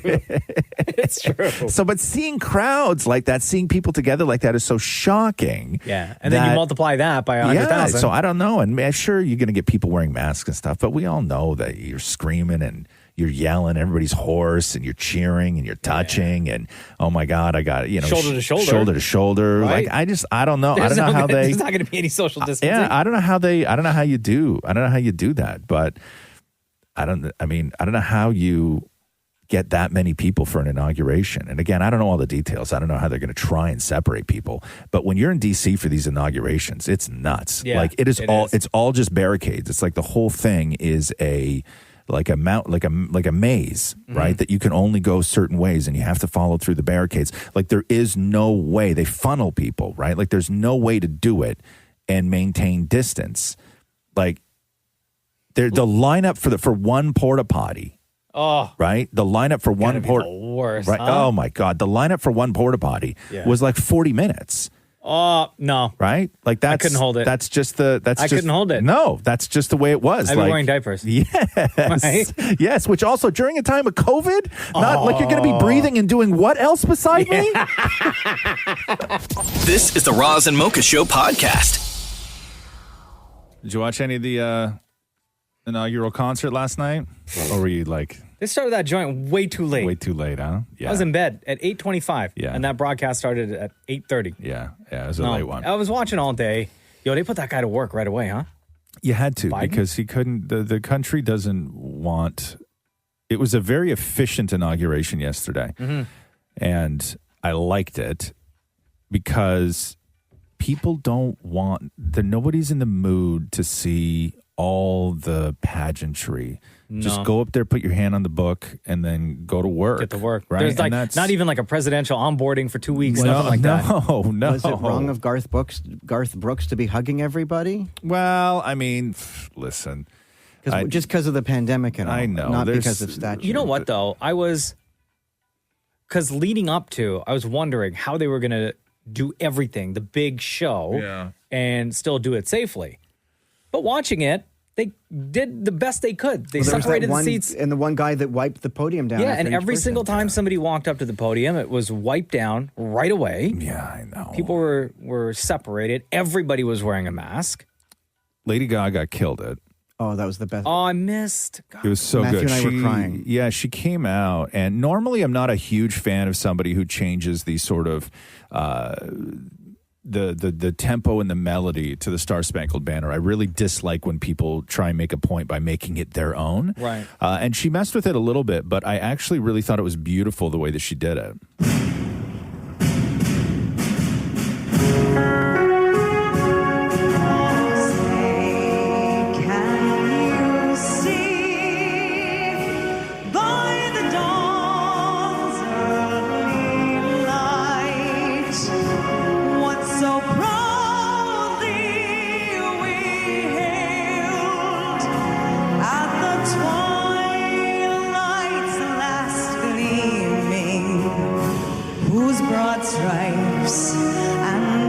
Yeah, it was really great. But when she walked she's out, amazing it was live, right? incredible. When she walked out, she looked so small. Like she looked, she was very nervous, and she just did not want to take up any space. And then when she got to the podium, they handed her a gold microphone. She was the only one that got her own microphone. And then she should be. And then she just killed it. And Wait, it was. did you hear her afterwards when she was walking away and was talking to herself? Yeah. What'd she say? She was just like, God bless this country. Oh, wow. You know what, though? A lot of people felt that way yesterday. Yeah. Because it was just like a sense of hope. New beginning, right? Yeah. And J-Lo, it was interesting with J-Lo because so much had been made about J-Lo doing something at the inauguration. Mm-hmm. And then A-Rod was on the late night shows being like, she's got something great planned. And, you know, when you invite J-Lo to something, you're not going to get full J-Lo on the inauguration stage. But when the idea is that J-Lo has got something special planned for the inauguration stage, you wonder what it is. And then when they announced J-Lo coming out to sing This Land Is Your Land, I was like, what in the hell is that? However, As I went walking down every bit of highway, I saw above me that endless skyway. I saw below me. wow. Like, this is what we sang in school, right? Like, this is grade 5 music class with your teacher. That one teacher that had a piano in the room. Also, like TV commercials and stuff. Yeah, right. About like caring about the environment. Yeah, and I was like, J-Lo's doing. Wow. God damn, this land is Do your you think land. backstage she was like, I have to go after Gaga? What the hell? Yeah, well, there's that too. But no, the idea to do This Land Is Your Land was a real weird one. And I was really thrown at first. Then I was like, nah, it was beautiful. She did a great job And with that it. poet was unbelievable. Yeah, that young kid. Hold on, let me find her name here. Amanda Gorman? Yeah, Amanda Gorman. How So old let is us she? leave behind a 22. country better than the one we were left with. Every breath from my bronze pounded chest, we will raise this wounded world into a wondrous one. We will rise from the gold-limbed hills of the west. We will rise from the windswept northeast where our forefathers first realized revolution. We will rise from the lake-rimmed cities of the Midwestern states. We will rise from the sun-baked south. We will rebuild, reconcile, and recover in every known nook of our nation, in every corner called our country. Our people, diverse and beautiful, will emerge battered and beautiful. When day comes, we step out of the shade, aflame and unafraid. The new dawn blooms as we free it. For there is always light if only we're brave enough to see it, if only we're brave enough to be it. Woo! Damn! And you know, that ring she was wearing was a gift from Oprah, by the way. Was it? If I had a gift from Oprah, I'd wear it everywhere. Yeah, all the time, even the bed. And Garth Brooks, everybody looked nervous on that stage yesterday. Everybody looked nervous except for Garth Brooks. Garth Brooks looked like he was singing at a bar. Yeah. Like Garth Brooks was like, all right, everybody, I'm going to stop right now. I want you to all just sing along this next part with me, like on the inauguration stage. And Like, you're do you oh think my God. everyone was going to be like, yeah, sure, no problem, let's take off our masks and sing? And you wondered what the moment was going to be that sort of went above and beyond everything else. Bernie Sanders sitting there in his midst was one moment. We'll talk about that later. But Garth Brooks, as casual and cool as he was, and being a Republican and going up to sing for a Democratic inauguration, all that is fine. But as soon as Garth Brooks hit that stage, everybody was like, did he get hair plugs for the inauguration? Because Garth Brooks has some new hair. Yeah, he sure does. This is the Roz and Mocha Show podcast. So Trump just took off in the helicopter.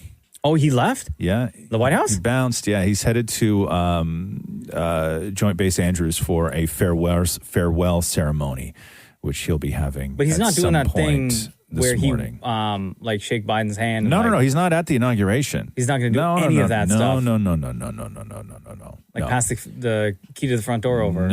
No. So he is. You think he and Melania left like a gift basket or anything? I thought you were going to say a number 2 in the toilet and just crank the heat and close the door. No, like a gift basket on the desk. No.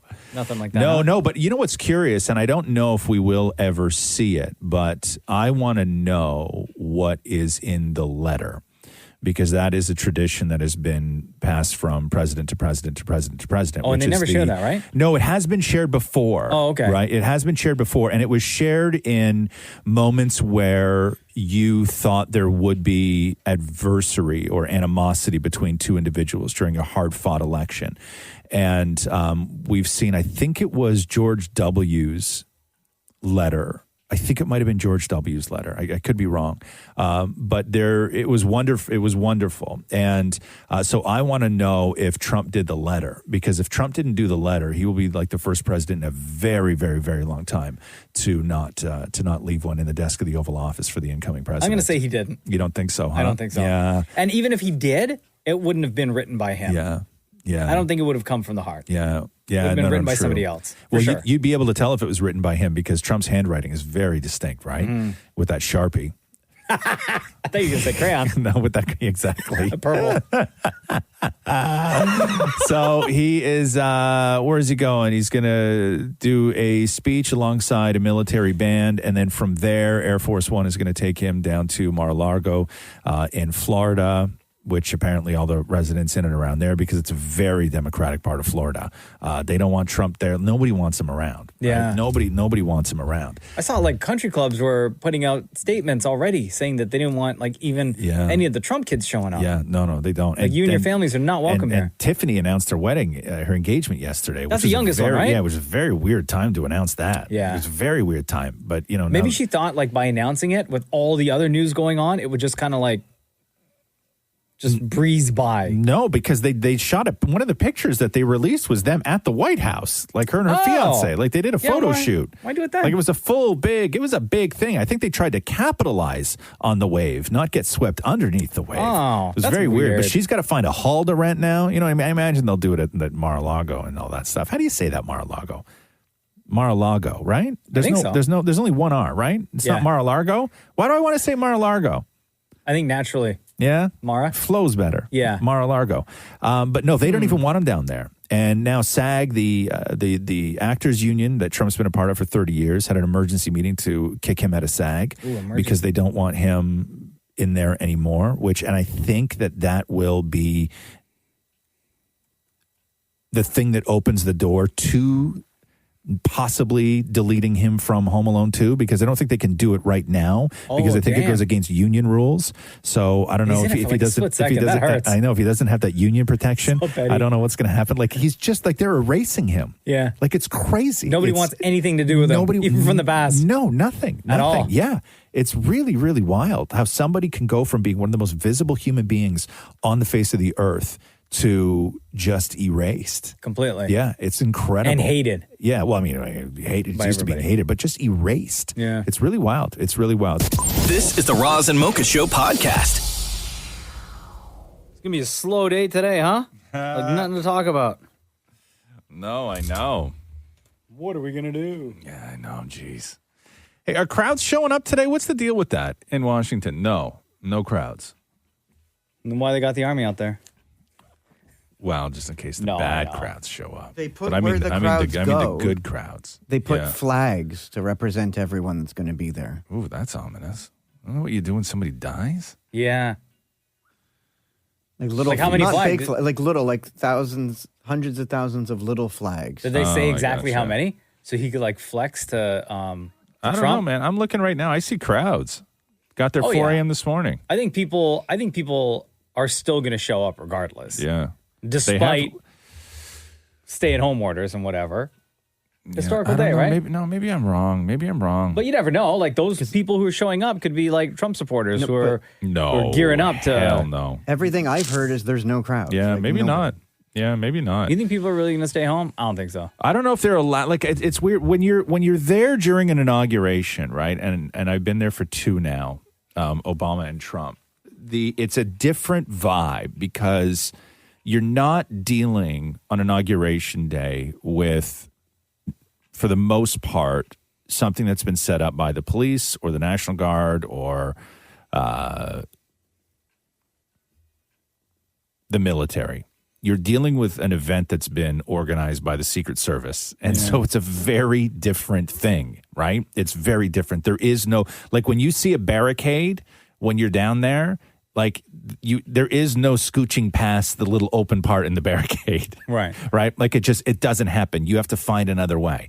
And we had to get somewhere, and it was the equivalent of, this is during Obama, we had to get somewhere, which was the equivalent of, I would say, walking across a stoplight on a 4-lane road, like a city street, right? Yeah. Like a 4-lane road. You can clearly see the other side.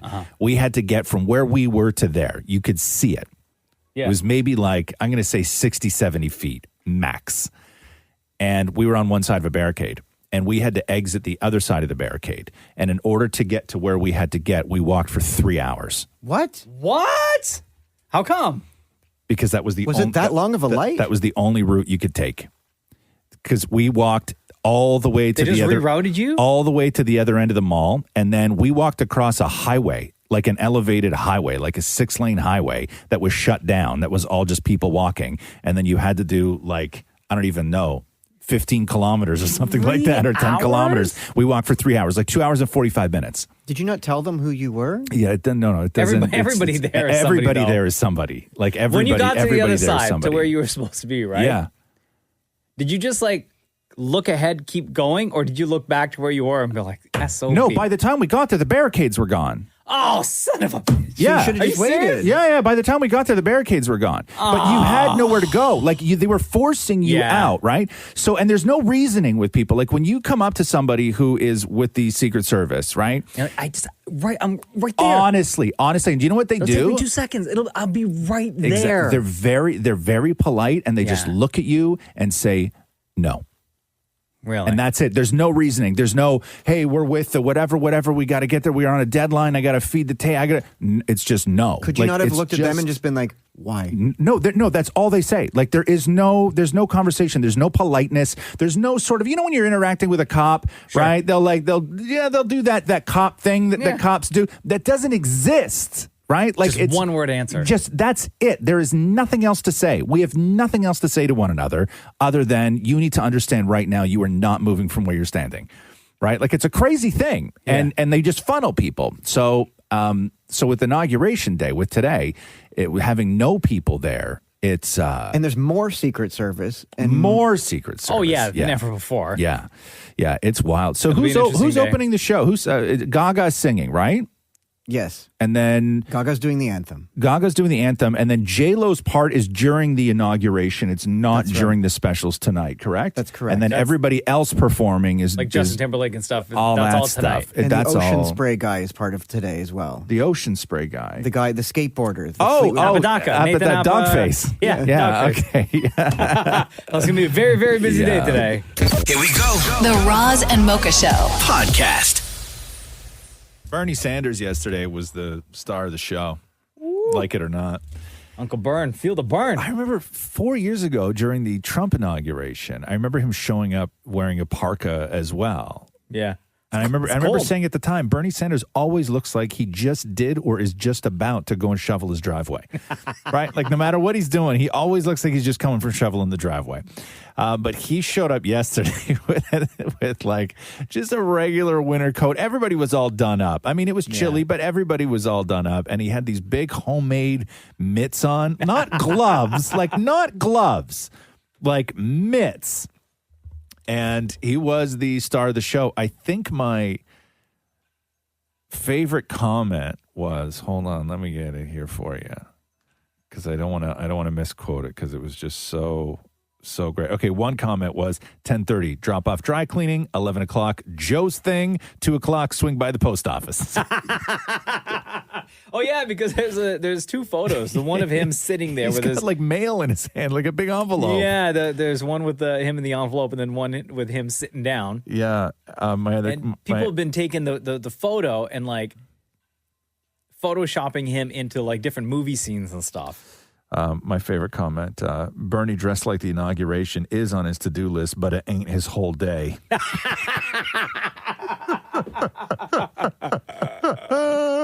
Another one, when you get invited, it's just a picture of Bernie sitting alone in a chair with his arms crossed. And it just reads, when you get invited to a meeting that should have been an email. But Bernie addressed it. They asked him about his outfit last night. Yeah. You know, in Vermont, we dress warm. We know something about the cold. And we're not so concerned about good fashion. We want to keep warm. And that's what I did today. And it's funny because Bernie Sanders was trending, still trending, but he was trending more than like inauguration, more than Joe Biden, more than Kamala Harris. Like it was all Bernie. Bro, it's like, it's so crazy. My favorite. There's a picture of Bernie just sitting there in that chair alone. Yeah. With his arms crossed.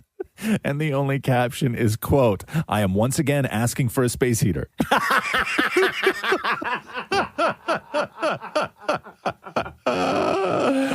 Oh my God. Yeah. So that's what went down. But yeah, no, he showed up with like mail in his hand. Like it was weird. Like he's walking down there. I don't even know what was in it. It was the rundown of the day. Oh, like but if you zoom in, like it was an official envelope with the documents of but what to do. most people opened it up, took a look at it, and didn't, put it to the side. Put it to the side. Like, what are you going to follow the itinerary? Make sure everything's like chugging along? He looks like someone who would. There's another comment. Bernie's going to stop by the post office after the inauguration, and if you're good, he'll pick up McDonald's on the way home. This is the Roz and Mocha Show podcast. You may see a video pop up online or a headline that reads, Guy plays Star Wars Imperial March song on a toaster. On a what? On a toaster. And you automatically think, well, it's just this one toaster, and he's somehow managed to maybe add something to it, like something minimal to it. Now, when you say playing something on a toaster, do you mean like banging knives on the top of it or something? The next thing I was going to say is, or you would think that he's taking utensils and playing the song like on chopsticks or something, right? Right. Yeah. Don't worry. I immediately thought like the bread was going up and down and it was making the music. Oh, I didn't even think about that. But how does that even sound like music? So this guy, I don't know if he's like from Sweden, Denmark, Germany. He sounds like this. This is the intro to the video. Hello, I'm Tommy, and I have now learned how to play a toaster. Some of you may know that I already kind of played a toaster about 7 years ago, but back then I cheated by having a vibrating phone inside the toaster. But this time I did it for real. So this guy, though, when he talks, he sounds like... Okay, so... You know that when Stephen Hawking talks, the computerized voice? Doesn't that sound like that? Hello, I'm Tommy, and I have now learned how to play a toaster. Well, now that how you to said play it, a toaster. Yeah, he does. His accent. I don't know what that accent is, but yeah, it very much sounds like the computer generated voice. So, about this video, now I'm going to play for you the song, right? What he says is, I used a microcontroller and a rubber band to control the electromagnet inside the toaster to move the bread slot up and down. By turning the magnetic field on and off at the frequency of each note, I can create up and down movements of which byproduct is a melody. Okay. So very confusing. Oh, Jesus. I'm going to show you a picture. Why can't you just hit it with chopsticks? Right. Because he used more than just a toaster. Okay. He has two electric toothbrushes. He has a typewriter and then a toaster. And each one of those items that he has in this video all have googly eyes stuck on them. And this is what it looks like. Oh, wow. Right? So he completely took stuff apart and added things to it to allow when the toaster is moving up and down, right? It's making different noises along with the electric toothbrushes and along with the Typewriter. So he's hooking up he uses like electromagnetic fields kind of thing? Yeah. Oh my God. And this is what it sounds like.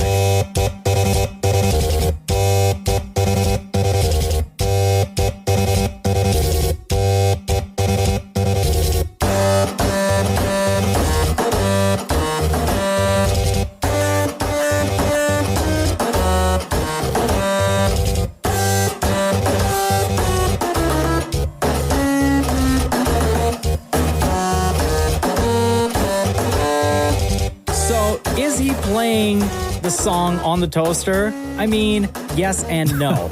Yes, I would have been more impressed with the chopsticks. Yeah. Don't get me wrong, that toaster tone is great. But he this is like manufactured it. a toaster along with a typewriter and 2 electric toothbrushes. Right. But can you actually say, I played the Star Wars song on a toaster? I don't know. I think you can say you manipulated. I used existing machinery with electromagnetic fields to manipulate its mechanics and sounds into, I don't know how to, I don't know. This is the Roz and Mocha Show podcast. Question. Would you pay $20 a month for a DJ Khaled Fat Joe OnlyFans account? Hell no. Okay. What the hell do I want to see Khaled and Fat Joe on OnlyFans? Well, it's happening.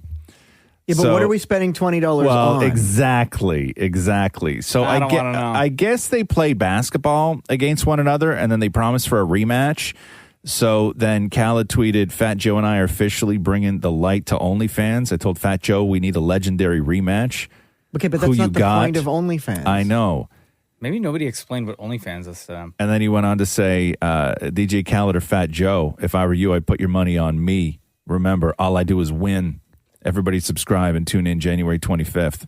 No, thanks. I'm So busy yeah, that so day. it's $20 a month to watch. What's the date? Let me check my calendar. Wait, but hold on. January 20 bucks 25th. a month for one game. I guess they're going to do other stuff too. I don't know. I don't want to know what the other stuff is. Maybe it starts with basketball, and then they both get sweaty. No, not interested. Right? No. And Khaled's like, I got cool drinks in the house. Nope. No. Nope. No. Not interested. Okay. Go ahead. And Go cool off. Fat Joe's like, cool drinks and a sandwich. Nope. Not good. Right? Nope. I'm not down. And then Khaled's like, and a sandwich. How about a foot long? And then Fat Joe's like, yeah, right. Yeah, and then they go in the house. You don't want to watch that? No, I'm good. No? I'm busy on Monday. And when they're done with that one, there's another one? No. Get it? Here we go. The Roz and Mocha Show Podcast. Hey Mocha. Are you ready? Let's do the news. A Roz and Mocha Show and Kiss 92.5 News Break.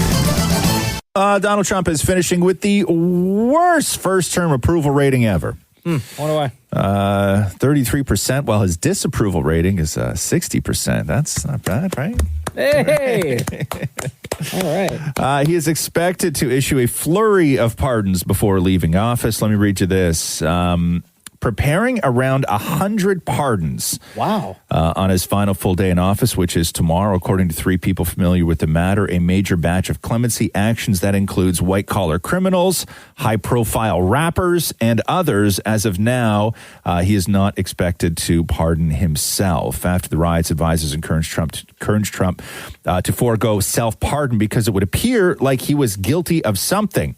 According to one person familiar with the conversation, several of Trump's closest advisors have also urged him to not grant clemency to anyone involved in the siege on the U.S. Capitol, despite Trump's initial stance that those individuals had done nothing wrong. Thousands of complaints, but yet no tickets issued for people not wearing masks inside common areas of condo buildings. Is this a problem in your building, Maurie? It is. And do you complain? What do you do? You have to email. Well, at our building, we have a snitch email set up. You do? So that everyone can remain anonymous. God. Anonymous. Like North Korea. You get buildings are setting up in places where people live. There's now ways to snitch on your neighbors, like official channels to snitch on your neighbors. But if you're emailing someone, the email goes to like the property manager. Right. Yeah, but they still know it's from you. They will, but it's not like there's a building Facebook page, right? So that it's not like it's public, so everyone's going to see. So the city of Toronto has received nearly 2,000 complaints for condo and apartment residents not wearing masks since the bylaw went into effect. This is going back to August. However, despite the complaints, the city has yet to issue a single ticket. A city spokesperson says that there is no provision to charge any individual for not wearing a mask and says instead the onus lies with the building's owner or operator to make sure that the rules are being followed. Charles Barkley, I don't know if you saw this. Thank you, Maury. I don't know if you saw this on TNT where he was talking about vaccinations and the importance of pro athletes when it comes to where they are in the queue to get them. Well, I think they should let the NBA players and coaches all get the vaccine. That's just my personal opinion. I don't think you can That's put a tough the call, healthiest Chuck. people in the world. We're talking at the front of the line. We need 300 million shots. Giving 1,000 to some NBA players. What about NFL? NFL, I'm just getting ready to say NFL players, hockey players. Listen, as much taxes as these players pay, let me repeat that. As much taxes as these players pay, they deserve some preferential treatment. For life and death? Yes. The amount of money you make. No, I said taxes. I didn't say the amount of money you make. Well, that's on taxes. I'm saying the amount of taxes these guys pay. No. We can't go there. Come on, Charles Barkley. He could have made a point. You could have come at this from a place of compassion. Hear me out here. Okay. Charles Barkley could have easily said, okay, the thing that I hear from doing this show and being a former ball player is the normalcy that a simple basketball game on a Tuesday night brings to somebody who has lost a loved one, is going through rough times, is dealing with mental health, lost their job, lost their business, everything else, right? That basketball plays a part in the distraction and the normalcy that somebody who's otherwise going through a really difficult time. Mental well-being of everybody. You could you're not going to win that argument. Absolutely not. But I would listen to you if you made that argument. But he's made it about the fact that they pay so much taxes. Yeah, come on, man. Come on, man. You're defending millionaires out here. Come on, bro. And then the guy goes, what? So how much money you make? Yeah. Fame plays a factor? And Charles Barkley goes, I didn't say it's about how much money you make. But yeah, you did, man. You did. So Zack Snyder's Justice League, when it was announced, originally they had said that it was going to be a 4-hour movie. Then the story was that it was going to be cut into 4 1-hour shows and released weekly. On HBO Max. Yeah. And now Zack Snyder himself has confirmed that it will, in fact, be released as a 4-hour standalone movie. Oh, wow. Yeah. Really? Yeah. Still on HBO Max. I wonder what made them decide and also in IMAX as well, where they can put it in theaters. Yeah? 4 hours. You're going to go sit through that? No. Jesus. I'm good. Yeah. The Snyder Cut, as it's known, because Zack Snyder had to step away from Justice League and Joss Whedon took over and everything else. Just the recut has cost HBO Max $30 million. Woo! The recut so they're banking on this to be a success. And reshoots. Also, he's pretty confident that's going to be rated R. Not that really means anything on a streaming service, because who cares? But it's going to be rated R because I think Batman says the F word in it, if you remember. Matt Damon has announced that he and his family have moved to Australia, and now the heavy speculation is that he is in quarantine because he's been cast in Thor 4. Crikey! Because if you remember, now no word on who he would play, because if you remember, he was in Ragnarok. Yes, for a brief moment in time. He played an actor playing Loki. During the play that they were doing of Thor and Loki, right? So when they panned down to Loki's face, it was actually Matt Damon playing the actor playing Loki. So I don't know if he's going to be doing that or if it's going to be a whole new character, but it's looking like Matt Damon is going to be in the in the next Thor movie. So am I. I'm down with that. I know Shem, who works here on the Roz Mocha Show, hasn't seen a single Marvel movie, and Really, over huh? the weekend started watching the movies in timeline order. Oh, wow. That's a huge investment of time. So what is it? It's like 18, you have 10 years of movies to watch. 11 years of movies to watch. He started with Captain America. Yeah, start watching Age of Ultron when you're sleepy one night. Because if you fall asleep, it doesn't matter. It's not that good. Okay, just so you know. Spoiler alert. Justin Timberlake officially confirms that he and Jessica Biel welcomed a second child. This is from Ellen, which will air today. Yeah, I'll tell you his name. His name is Phineas. And he's awesome and he's so cute and nobody's sleeping. And but we're thrilled, you know. We're thrilled and you know, couldn't be happier, very grateful. Right? Phineas. I like that name. There you go. Finn for short, I guess, Yep. if you're into that sort of thing. A woman in the UK named Jodie Thompson, 50 years old, claims that she won one of the candles that smells like Gwyneth Paltrow's vagina. And that she won it? She won it in an online contest. Because remember, they sold out immediately, Yeah. right? So she claims that she won one of Gwyneth Paltrow's vagina candles, which, by the way, is described as smelling funny, gorgeous, sexy, and beautiful and unexpected. And she lit it in her house, and immediately what happened was a 1.5 foot flame leapt from the top of the candle of the glass jar, she says. The candle exploded and emitted huge flames, and bits were flying everywhere. She said, I've never seen anything like it. What was that candle made? Hogwarts? The whole thing was ablaze, and it was too hot to touch. It was an inferno in my living room. Yeah, right. She said that we eventually got it under control and threw it out the front door. Is there a chance that she won like a bootleg version of Gwyneth Paltrow's candle? You know Yeah, what that's I mean? a fake. That's a fake Right? knockoff. Yeah, I can't see that being real. But anyway, that's according to her. Or it was made by Harry Potter. Exactly. Dwayne The Rock Johnson is posting more teasers for the young Rock. And with this one, he captioned it, I really wish my dad was around to see this one. And he goes on to say, and yes, I was clearly kicking puberty's ass at 15 years old and becoming a tequila tycoon by the time I was 10. Every hero has an origin story, but not a full mustache at age 15. It's The Rock's true life story. What's your name again? Tomas. Why'd you say your name was Tomas? Because it sounds way cooler than Dwayne. From then to now. Things change just like that. When you dream big, the sky's the limit. I'll have your finest tequila. No. Fine, I'll have a vodka martini. Young Rock, February 16th on NBC. The guy that they cast to play The Rock's dad, Yeah. just in those clips, man, Yeah. it looks exactly like his dad. Does it really, huh? Yeah. It's weird. Yeah. It's very, very weird. That must be trippy for him, too. I can only imagine Because that. it was only a year ago that his dad passed away. Yeah. So up to this point, all the Army Hammer stuff with the leaked DMs and all the other women coming forward about the wild things he's written them and the possibility that it even goes deeper where the way that he was with them in real life is just as shocking.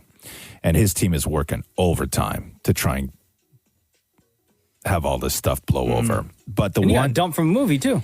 yeah, Or well, he said he he left, left. but it's a J-Lo movie, and there's no way she was working with that kind of heat. But up to this point, he's called all the accusation against him BS, right? But he was put in a position where he had to apologize yesterday. Because did you know that he had a fake Finsta account, a fake Instagram account that he used to DM like his friends and stuff through? His friends or his other girls? His friends. Okay, yeah. Like where he was like talking about doing drugs and stuff like this. And Wow, okay. So he had a fake Instagram account. It was El Destructo 86. Okay. Smooth. That may be my second favorite celebrity alias. My first favorite celebrity alias is still Anthony Weiner with Carlos Danger. Right? That's my first favorite. Wait, who was the guy celebrity. you went to school with? Carlos Ferrari. Carlos Ferrari. Yeah, I didn't go to school with him. He just stole my girlfriend. Oh, sorry. Okay. Wow, it stings. So anyway, he posted a video. He sent a video. He posted a video to his fake Instagram account or his private Instagram account. Yeah. And it was him walking through his hotel room, giving a tour to like his friends. And he's just describing things that you see in the room. But at one part, as he shows the bed as he's just walking through his hotel room. There's a woman on the bed. Okay. In lingerie, sort of like in a very provocative pose. And he makes no mention of it. He just shows it in the video. So here's Army Hammer's video. They had to move rooms. They had to move my room. There's a lot of like noise complaints or something. I think they said it was 417. Oh, here it is. Okay. All right. I mean, it looks pretty much the same as my other room. It's got like a little mirrored entryway, bathroom, shower and a tub. Well, that's cool. All right. This must be closet. Yeah. All right. So far, so good. Yeah, bed looks pretty comfy. That looks pretty good. This must be a balcony. So as he went by, the bed looks pretty comfy. The bed looks really good. There was a woman in lingerie on the bed, right, that he just sort of like breezed by. And he captioned the photo, well, my ex, for very good reasons, wife, is refusing to come back to America with my children. So I have to go back to Cayman, which sucks, except there are silver linings, like blanking Miss Cayman again while I'm down here. And this is what he has to apologize for, was because the woman in lingerie, he referred to her as Miss Cayman. Yeah. So the actual Miss Cayman group saw the video and wrote, the committee is very disturbed by the video and would like to confirm that the woman is not the reigning Miss Cayman Islands and has no affiliation with Miss Cayman Islands Universe Pageant. The depiction of the woman in the video goes against all that our organization stands for. So now he's accused of saying somebody in a video is somebody that's actually not. So now Armie Hammer actually has to address this because he claimed that somebody was somebody who is not the individual that is actually that person. So then Armie Hammer wrote this. I would like to clarify that the person in my video, which was stolen from my private Instagram, is not Miss Cayman. I am genuinely sorry for any confusion my foolish attempt at humor may have caused. My deep sympathies to Miss Cayman, who I don't know, and to the entire organization, as I had no intentions of implying she was actually Miss Cayman. So who in your friends group is the mole? Is the snitch? Right. Is the one that's leaking? No, he posted this publicly. Oh, I thought you said he posted it on his fake Insta. The only people who follow him are his friends. Oh, okay, gotcha. But he didn't even. This wasn't even like private. Like people, once they found El Destructo 86, it's an open account. It's an open account. Gotcha. Okay, I right. understand. But it's also pictures of him. He had like a home drug test kit in his hand. And because he has to do it, I guess, as part of his visitation for his kids, he has to do drug tests. Yeah. And he captioned it with, thank God drug tests don't trace for psychedelics. Right? Like real wild stuff, right? Yeah. El Destructo 86 was like a live one. Roz and Mocha Q&A. Man, we get so many questions for Ask Roz and Mocha, and I love them all. Thank you very much, everyone, for your submissions. We'll try to get through a bunch right now, and we'll welcome Andrea to the podcast. How are you, Andrea? I'm good. How are you? Good. I feel like the question you have lined up for us is more of in lines with like an FML. No. Okay. It's not. So what's your question? So my question is, what do you think is worse, an emotional affair or a physical one? What is worse, an emotional affair or a physical one? You mean like what is worse to happen to you, or what is worse to do to somebody? I guess what would you think would be worse to happen to you? Gotcha. Now, have you gone through this in the past, Andrea, or are you going through this right now? No, I'm not. I thought I was, but no. You thought you were. I thought I was, but no. Oh, wow. Now, which part, though? Emotional or physical? The emotional one. Oh. It's tough. With what, like somebody at his work? What was that? Oh, no. Oh. Like a friend. Oh, okay. Oh, even worse. Damn. I will say this, as somebody who has had both of those happen to him, and as somebody who's realistically done both of those to somebody else, at different points in my life. One, I would say, hurts more in the short term, and one is much more difficult to get over long term. And I think that a lot of people would lean towards saying that the physical affair is worse because it's violating for you to sort of think of somebody else doing that with the person that you love. But you'd be surprised how fast you can get over that. Yeah. You really can. The emotional stuff is difficult because it's more difficult for the person who did it to walk away from it. Like if somebody just went out and had a one night stand and they came to you and said, listen, it meant nothing. I barely knew the person. It was a one-night stand, but my God, was it great. Okay? That's going to hurt like hell. But that's easy for them to walk away from, Yeah. right? There was no commitment involved. When it comes to an emotional affair, it's somebody telling secrets to somebody else that's not you. And presumably, in order to get to that point in another relationship that is not with your partner, they have guaranteed talked crap about you to that person that they're having an emotional affair with. Probably. Yeah. Right? And to me, that would hurt more long term. To me, that is what's more difficult to get over rather than the physical affair. They both suck. Don't get me wrong. Now, an ongoing physical affair is different. Like if you have a girlfriend or a boyfriend and that person has been sleeping with somebody else for like 6 months, that's terrible. Yeah. That's just like an awful person. Everything is bad at that point. There's no getting over it. Your relationship is over, right? There's no coming back from yeah, that, but I don't yeah. know. Have you been a victim of both? No, I Or would either say one? I would say for me, emotional affair would be worse than physical for the fact that, to your point, Roz, you're talking to somebody else who isn't me and telling things to that other person that maybe you don't feel comfortable talking to me for whatever reason. You don't talk to me about it, or you don't feel maybe confident in our relationship that you could share those things with me, no matter how major or minor those details of that story are. Maybe don't look at it like a flaw. Maybe look at it like somebody decided to build a Yes. separate relationship with somebody Completely. else, and it has nothing to do with what you provide. It has nothing to do with the confidence in I you. still say emotional. They just felt no, I know. This is what I'm saying. But they just felt that they needed to build. It's Yeah. almost more cruel, where you need another person in your life. You know what I Yeah. mean, Maury? I've had the physical one done to me. Yeah. I watched it happen. You watched it. Like I was in a watched it nightclub and I walked- blossom, or watched No, it? I watched them make out in the corner and they didn't know I was there. Not making out. We're not talking making out. We're talking full 360. What do you mean by 360? Like full doing it. Oh, like I didn't see full, that. Right. But did that happen? I assume so. They're Oh, still okay. together. Oh, okay. So I would assume so too. By now, that was 20 years ago. Yeah. Okay. So yes, that would be a very long. You guys still lead keep up. in touch on Facebook? Yeah. Well, I say happy birthday. Nothing gets responded to. Right. And how many years in a row have you said happy birthday to the guy that cheated on you? And he Since hasn't Facebook was responded? invented. Right. Yeah. Exactly. Exactly. But I would Super definitely weird. agree with the emotional part of it. Yeah, it's tough. My It's tough. thing would be it would really suck if they were building an emotional relationship and doing things that you wanted to do but never got around to doing. Or even worse, doing things that they said no to you.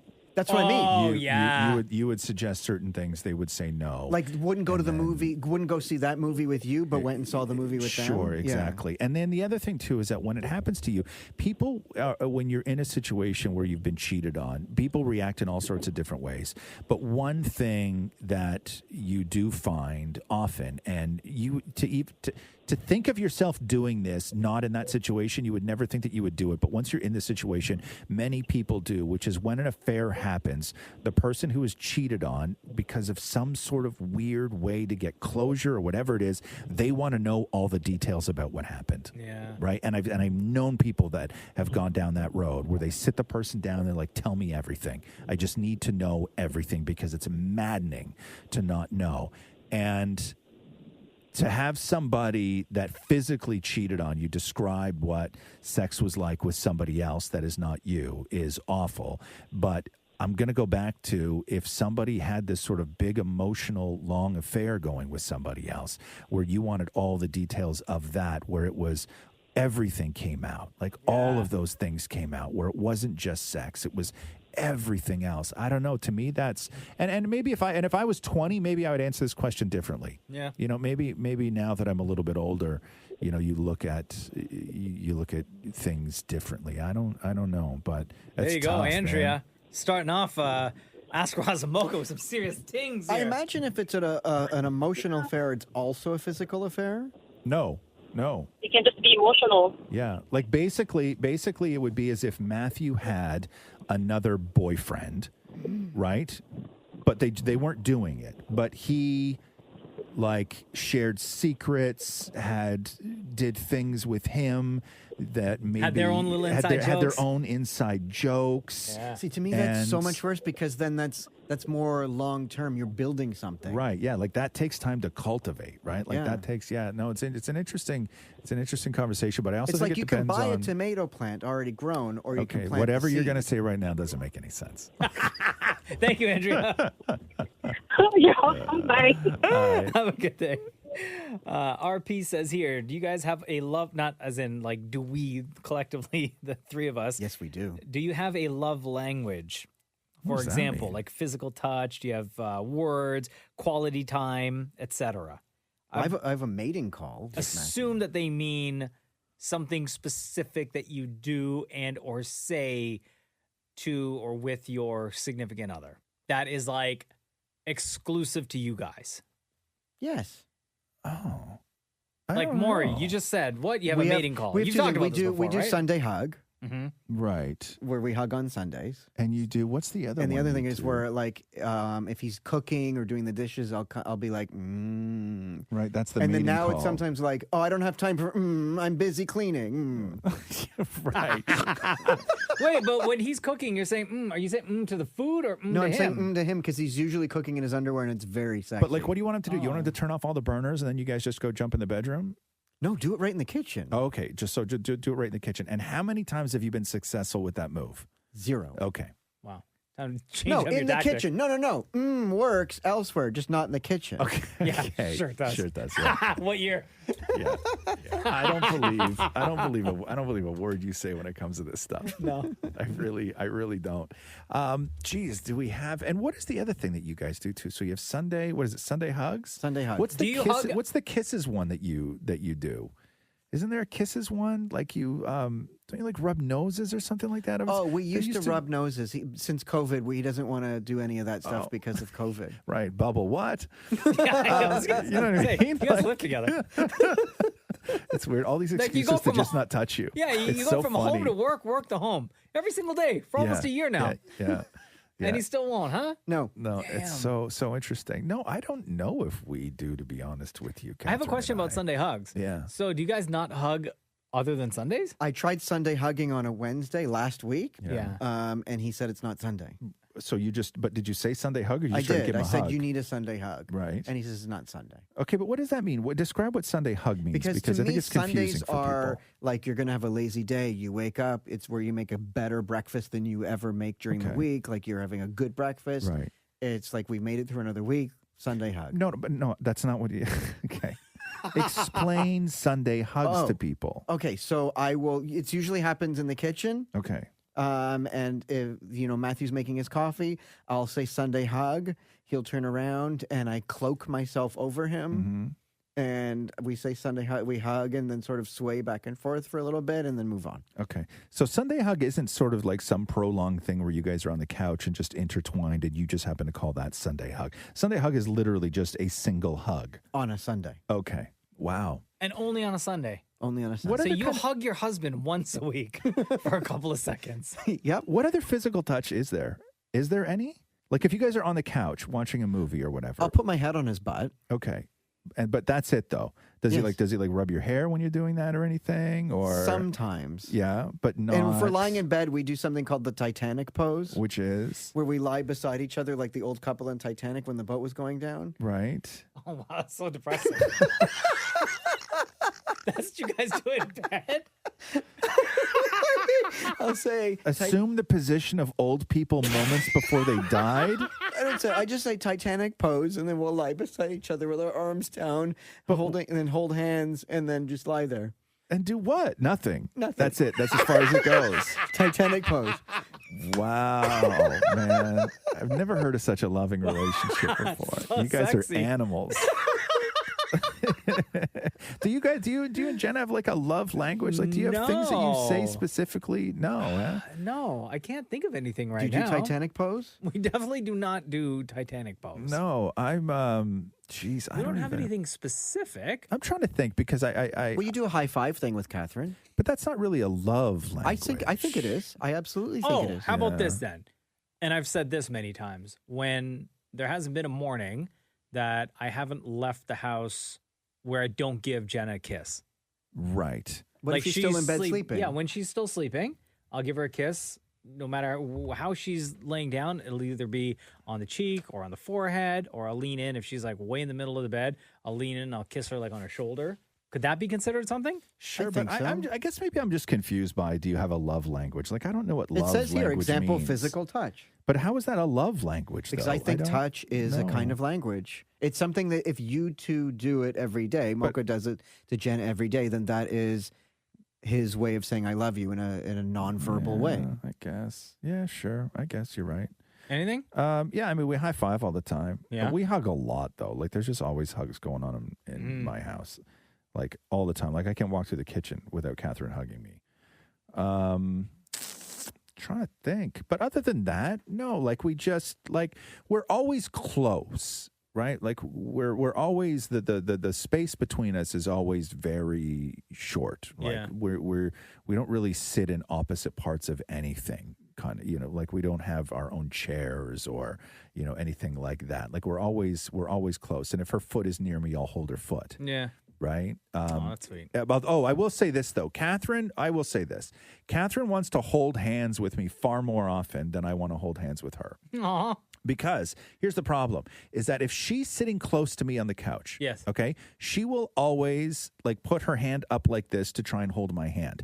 Catherine's arms are not nearly as long as my arms, so I have to try and contort my arm in a way where it's bent in 6 places in order to be that close to her and still be able to hold her hand on the angle that she presented it to me at. And still sit comfortably. Right. And then if I hold her hand and then try and put my arm in a comfortable position, I wind up extending her arm all the way out. Yeah. And then it's not comfortable for her. Do you know what's way more comfortable than that? What? Titanic pose. Right. Not holding hands, right, Maury? Yeah. Yeah. So I guess that. But no, we're very physical. Like we have a very physical relationship. I like it. Natalie says here, Except for we're in bed. So I get very hot when I sleep. Yeah. Right. And then if I'm hot and she tries to like cuddle up on me, I'll put an arm blocker up. No. Yeah. Do you have a communications pillow? No, I have an arm blocker, and I'll just be like, I'll be like, no, and then she fights, and then she like crawls on top of me, and then I start sweating, and then she goes, ugh, gross, and then she leaves. Wow, what a me. turn on. Yeah. Sorry, Mark. What's this communication pillow that you Matthew have? lines pillows down in between us sometimes if he does like to separate the two of us. Right. And that like sometimes that's where his phone goes or whatever. It's so I can't, that way there's separation. He builds a fence in bed. Y'all should just get like 2 single beds. Yeah. In the room. Ernie. Yeah, I'm surprised that you guys haven't got to the point of yet where he's Airbnb-ing the guest room to you. Like, might as well. Like you're basically a boarder at this point, right? He built that Trump wall between you guys. Damn. How many pillows are there? 2. Oh wow.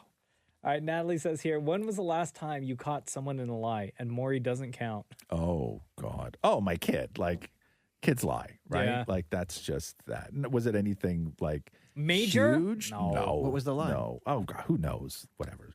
Some school. Like I took out the trash and the trash was still there. No, my kid doesn't take out the trash. No, I don't know. Just like some school thing. Like, did you do the thing? Yeah, I did it. And then you find out they didn't. And you know what I mean? Like you don't even bust someone to lie. You just know that they lied. Yeah. Right. Like it's just stuff like that. Cruz feels so guilty when he lies. Like if Yeah. I ask him, hey, did you pick up that toy? Yeah. And that I asked you to pick up. And he'll say, yes. I'll say, did you? And then he'll be like, sorry, Daddy. Right. Yeah. Because he feels guilty. Yes. And then we'll go together and he'll go pick up the toy. Right. And we do this. I used to do this exercise with Roxy all the time, where when she was younger, I would ask her something. And if I could see that she was like going to lie, right? I'm like, stop right now. And I'm like, here, you can tell me the truth or you can lie, but let's just say that you lie. And then what's going to happen is I'm going to ask you a follow-up question and you're going to have to lie again. And then when mom gets home, she's going to go, hey, how was that thing? And then I'm going to go, oh, she did this and this and this. And now you have me lying. And then mom's going to go, oh, how was that? And you're going to answer again. And then she's going to ask a follow-up question. You're going to ask again. And you're going to say, well, when's the next time you're doing this? And you're going to have to lie again and again and again. And I'm like, in 5 minutes now, one lie led to 20. Yeah. And I'm like, so you're not lying once. Now what you're doing is lying your way through an entire conversation. Welcome to beginning Maury's to life. end, beginning to end. Yeah, welcome to Maury's life, right? Where it's lies on lies, and they're too hard to keep track of. So she doesn't lie that often. Like she doesn't. Yeah. She's a pretty honest kid. But no, kids lie. Like it's just what happens. They don't want to get busted, and they don't know when they've done something that isn't even worth telling a lie over. Yeah. Because in their world, they don't have a lot of important things. Right. Right. So they'll just lie. Mm-hmm. Yeah. Maury. No, it says not Maury, so moving on. But you can still answer the question. When was the last time you caught someone in a lie? Yeah. I caught my husband in a lie the other day. Did you? Yeah, but it was something stupid, like housework related kind of thing. He lied about housework? Yeah. Yeah, and so it wasn't a big deal. Oh. What do you say? Oh, that he took something out or did something. That he took out the recycling to the bin, but I watched over the balcony and know that he didn't. He put it down the chute instead because he was lazy. Oh, interesting. So I'm you're like, spying. no, I was watching. Okay, so hold on here. You busted your husband in a lie because you, one, don't trust him, right? And two, were spying on him. Yes. Okay, wow. I don't know. I'm trying to think. I don't know, man. Like, oh, come on, everyone lies. But they said other than you lie Yeah. a lot. I don't interact with people outside of this show. No, neither right? do I. I work That's- here, You and then I lied to go your wife home, once. and then I work here, and then I go home. And the only people I interact with are you guys in this room, Right. and then my family at home. And that's really... You lied to your wife once. When? When you were going to buy, but then you confessed you were buying a gift for her, and you said that you were on your way home, but you were in the mall parking lot. Oh, yeah, I confess. Because I'm a terrible liar. Right. Yeah, that's tough. That's tough, though. I get it. Okay, Wilfred asks... Wilfred? Yep. All right.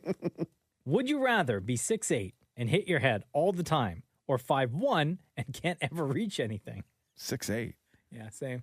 I'd So- rather be taller than shorter. Yeah. So taller or the way I am? But yeah, but I'm closer to 6'8" than you guys are to 5'1". No, I'm pretty close to 6'8". You and I are like almost on par. Yeah. I'd rather okay. be 6'8" because then the amount I weigh right now, I would look thinner. No, you would have the exact same body, just Yeah. only taller. Like all your... Yeah, I'd stretch out and be thinner. No. No, You no, would no, have the no. exact same body you The have now. proportions would still match. The proportions would still be the exact same. Oh, really? Yes. Yeah. But then, okay. But Because then then- I'd say, like, then things will look smaller, too. What will? You know. No, like, okay. Than they do now? Well, if you have longer legs, Yeah. then the hee-hee will be... The hee-hee? So you think You're a that... grown-ass man. You can't say penis? Okay, so hold on here. So Is you penis thi- a funny word to you? No, I just don't know what we're allowed to Okay, say. so if you shot up to 6'8", you think that everything on you would get bigger except the hee-hee. Okay, but like what we're saying... No, but if your legs are longer, then things look smaller. Right, but what we're saying is everything would grow in proportion.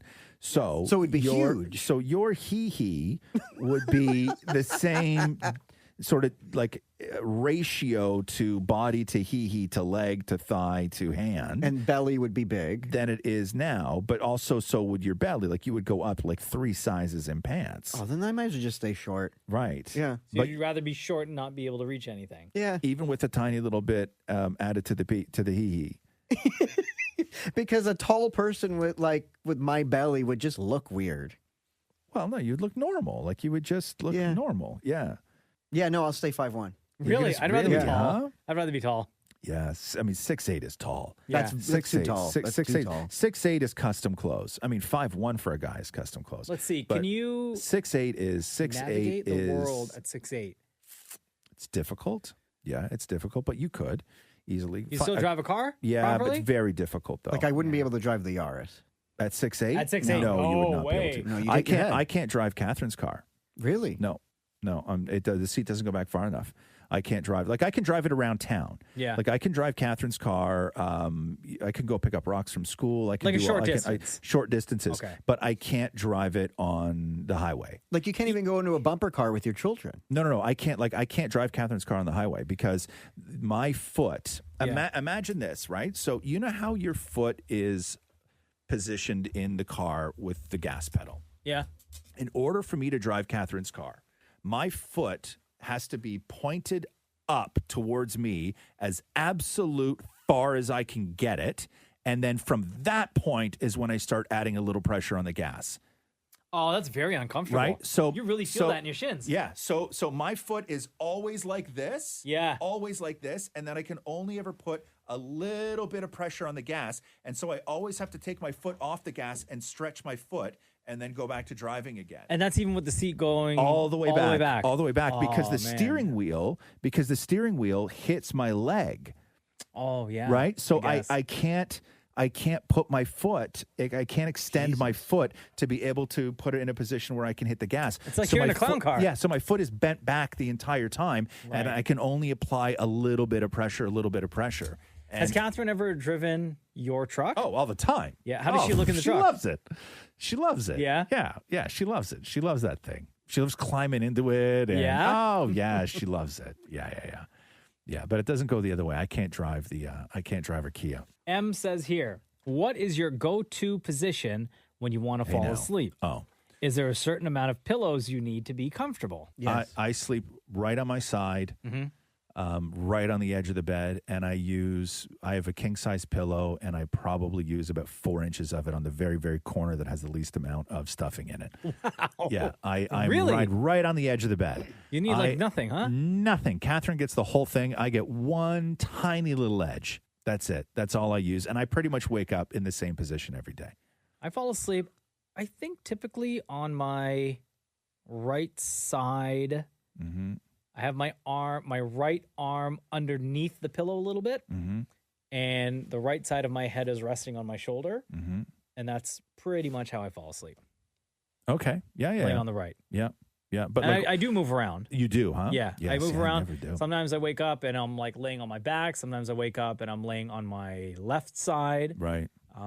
It's very rare that I wake up where I'm laying on or fall asleep on my stomach. When I fall asleep on weekends, it's like a treat because I get to lie the other way. I get to face Catherine. You don't face her during the week? No. Why? No, because I have to face my nightstand where the alarm is because I'm afraid that if I fall asleep the other way, I'm not going to hear my alarm.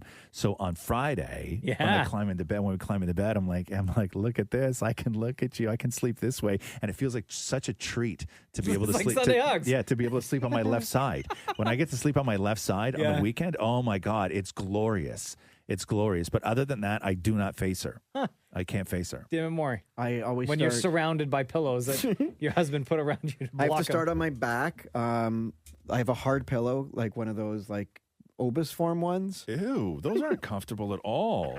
So I have that, but then I have like a soft pillow. I always have to have a pillow sort of on my forehead to sort of lock me in. Right. And then when Matthew gets in, I have to turn onto my right, because if Right. I stay on my back, I start breathing weird, according to him, and he slugs me. Right. God, when you're young and you have to start going to bed with the apparatus, you know what I mean? Like, I understand when you're old and somebody's got the machine with the mask and the like all that stuff, right? But when you're your age and you got the Obis form pillow and like, Yo, there's a guy that I used to work with when I was at another radio station. And he and I went to WrestleMania when it was in Detroit. Yeah. And we were staying at the casino in Windsor, Ontario. Right. And we shared a room. And at night, when we went to bed, he was like, it might get a little loud in here. And I was like, why? And he pulled out the machine. No. Yes. Where he wears the mask and he full turns the thing, machine yeah, on. yeah. And he sounded like Darth Vader. Yeah. Yeah. Isn't that Exactly crazy? like Darth Vader. It's so crazy. It's the least sexy thing. Catherine has like, Hey, listen. bro, I'm telling you. I know. I'm not saying that you guys were looking to rumble. No, and he but was a young guy at that time. A young guy. That's the problem. At that time, right? he was like early 30s, maybe. I'm telling you, when you're young, you expect it. Like if when you're old, it's fine. Yes. But Catherine has like carpal tunnel or something like that, right? right? So she's been going to bed lately with like a hand brace on. Yeah. Right? And I'm like, she looks like a sexy bowler, right? Like it's like I don't know how else to describe it. Yeah. She comes to bed, she's nude, she crawls into bed, she's like full nude, but like she's got this like Velcro strapped up like hand brace on. Yeah. I'm like, all right, what are you gonna do? But you don't expect that stuff when you're young. Like you never expect your buddy that you go to WrestleMania with to pull out the sleep machine, right? Like you have to travel with that. I know. Like that. So when you're going to WrestleMania, you should be thinking about like booze and like what food you're gonna do, like all that stuff. You shouldn't have to be like, I need an outlet for the sleep machine, right? And then you got to tell your friend, I got to warn you, it might get a little loud, right? Dallas Singh asks, what's the most amount of food you've eaten in one sitting? I made the mistake the other night. There's a great restaurant around the corner from our house, and I order it every now and then, right? Every now and then. Because normally if I want a burger, I just make burgers. It's cheaper, they're better, everything else. So every now and then.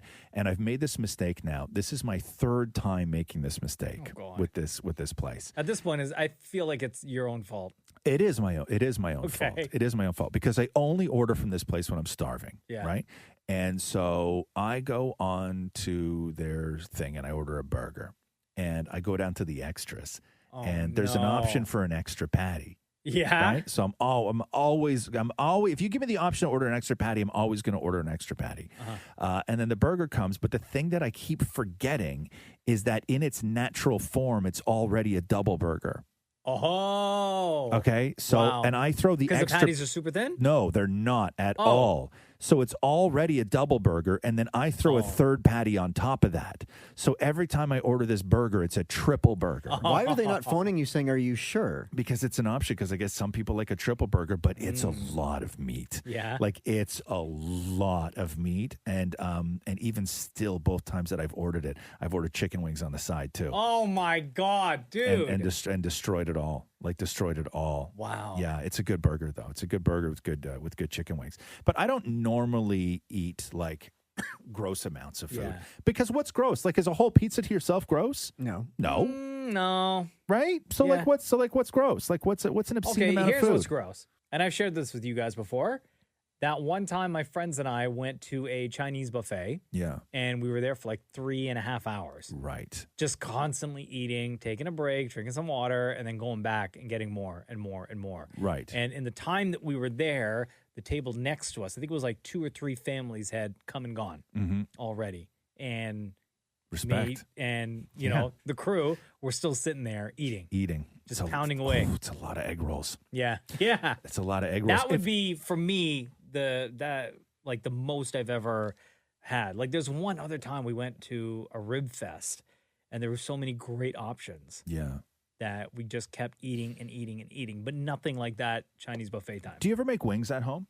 Yeah, Matthew really. made them on Friday. Okay, so when you can buy wings in the store and Yeah. you get a package of split wings, right? Yeah. So it's the pack of split wings and you have all your flats and drums and they're all sort of jammered into that box.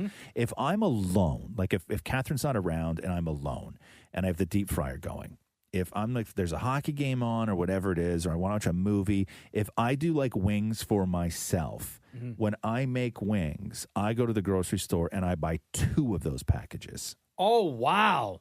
Okay, then. Okay. So I will give myself a plate of wings where individual wings, like drums and flats, there's probably about 30 plus Jeez, man. on there. And you'll finish it? I'll finish it. No. Yeah, easily. Don't you feel like garbage so it's after? about 3 pounds of wings. Oh, man. Don't you feel like trash? No, I feel No. glorious Yeah? afterwards. Yeah, Sweaty and so stuff? sweaty because all the hot sauce and fries and everything Yeah? else. So when it comes to wings, I crush a lot of wings. Like if we go for wings, like if we go to Duff's or something like that, Yeah. I've never ordered anything less than 2 pounds for myself. Really? No, always, Wow. always start with 2 pounds. Dan Maury.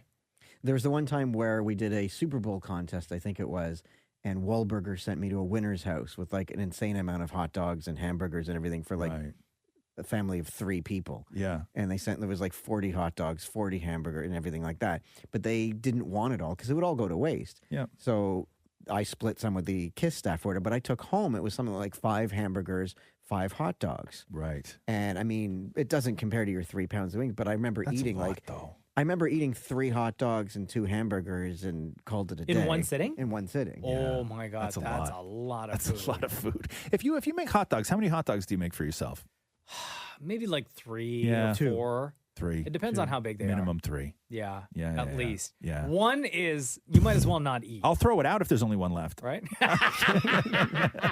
Don't tease me. 2 is too much of a tease because like it feels 2 is still a side dish. Yeah, like Yeah. you feel like you still need more. But if you do 3, like I'll do 2 with bun, 1 without bun. No. No, we're talking with bun. See, for me, 2 hot dogs is something that goes on the side of a really good burger, right? Sure. So if I have a burger, I could easily crush 2 hot dogs as well. Yeah. Right? But 3 hot dogs, then I start getting into, okay, well, what are my sides going to be for my 3 hot dogs? Right. Right? Like 3 hot dogs is its own thing. What if you're having a hamburger potato salad? Will you still have 2 or 3 hot dogs? Yeah. Like if I'm at like a barbecue? like a summertime. Yeah, absolutely. Yeah. But you never do that anywhere else, though. You only ever do that at somebody's cookout. Yeah. Potato salad is heavy though. Yeah. I love potato salad.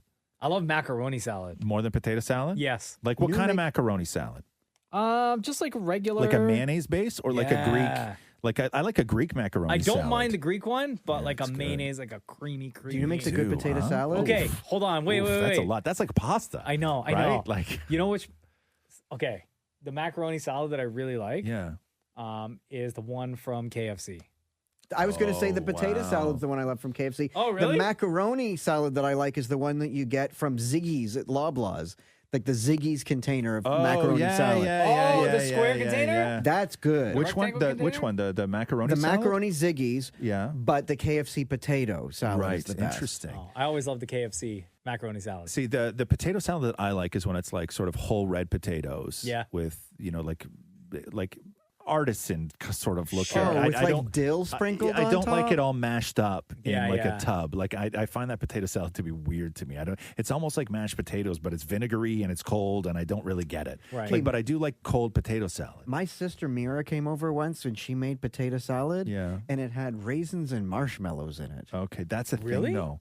Is that No. what is It's that? a thing. Yeah. Yeah, Potato with salad. Hold on. raisins and and marshmallows. marshmallows? It's a thing. And I was like, what is wrong with you? No, I'm not really a fan of marshmallows to be. But not with No. potato and Yeah, mayonnaise. no, that doesn't sound right. Yeah, hold on here. Potatoes. I'm telling you right now, potato salad and marshmallows is an actual thing. I don't think I could do it. Yeah, marshmallows and mayonnaise. It's like a very East Coast thing too. Like when Seriously? you go, the East Coast is weird. Newfoundland is weird, man. And I learned this years ago. I think we talked about this, where if you are in Newfoundland and you go to a restaurant or whatever, and you order a salad, like if you order a salad in a restaurant here, You would think lettuce, maybe some shredded carrots, something like radishes, that. That's what yeah. a salad is. But there, that's called a green salad. Then what's a normal salad? Potato salad. Oh, like if you order salad, it's a potato salad. And if you order mustard salad, it's potato salad with mustard. Okay. Okay. But like if salad, like if somebody says, do you have any salad, or you bring in the salad? Yeah. That is meant 100% to be potato So salad. you have to be specific and say green salad. But nobody says green mixed salad. salad. Why Nobody does nobody wants say- that. Nobody eats that On the there. East Coast. On the East Coast. It's very Oh, difficult. wow. Yeah. No. Salad is potato salad. Mustard salad is potato salad with mustard. Damn. And they have that, like they'll have like mustard salad with stuff. Like it'll just be like regular. And it's a sounds lot heavy. of mustard too. Like there's a lot of mustard no in mustard thanks. salad. Yeah. At Kiss925 is where you will find Ask Roz Mocha. Fill up the comment section on Instagram there with your questions, and we'll go through as much as we can. And we always love having you join us on the podcast to ask your question with us in the room as well. This Quickly- has been the Roz Mocha Show Quickly podcast. before we go, let Yeah. me read you the ingredients for Grandma's marshmallow potato salad. Okay. 8 potatoes boiled. Yeah. 1/2 cup of celery. Ugh. 1/2 cup of chopped dill pickles. Yeah. 1/2 cup of chopped hard-boiled eggs. 3 tablespoons of Miracle Whip salad dressing. Oh my God. Okay. 1/4 cup of chopped onion, parsley, or chives if desired, and then more Miracle Whip or mustard if desired. No thanks, Grandma. Yeah, God, that's disgusting. When do you put the marshmallows in? That's in there. I think they might call it marshmallow because of all the stuff. No, it is. Yeah. Like, remember fluff? Because people put fluff in things. Oh, that's so gross. Right? People still buy that. You can still buy it, but people put fluff in things as an ingredient. Yeah, no it's thanks. disgusting. All right, gotta go. Thanks for listening to the Roz and Mocha Show podcast. Catch the guys live Weekday mornings from 6 to 10 on Kiss 92.5. Kiss925.com. Or download the Kiss 92.5 app.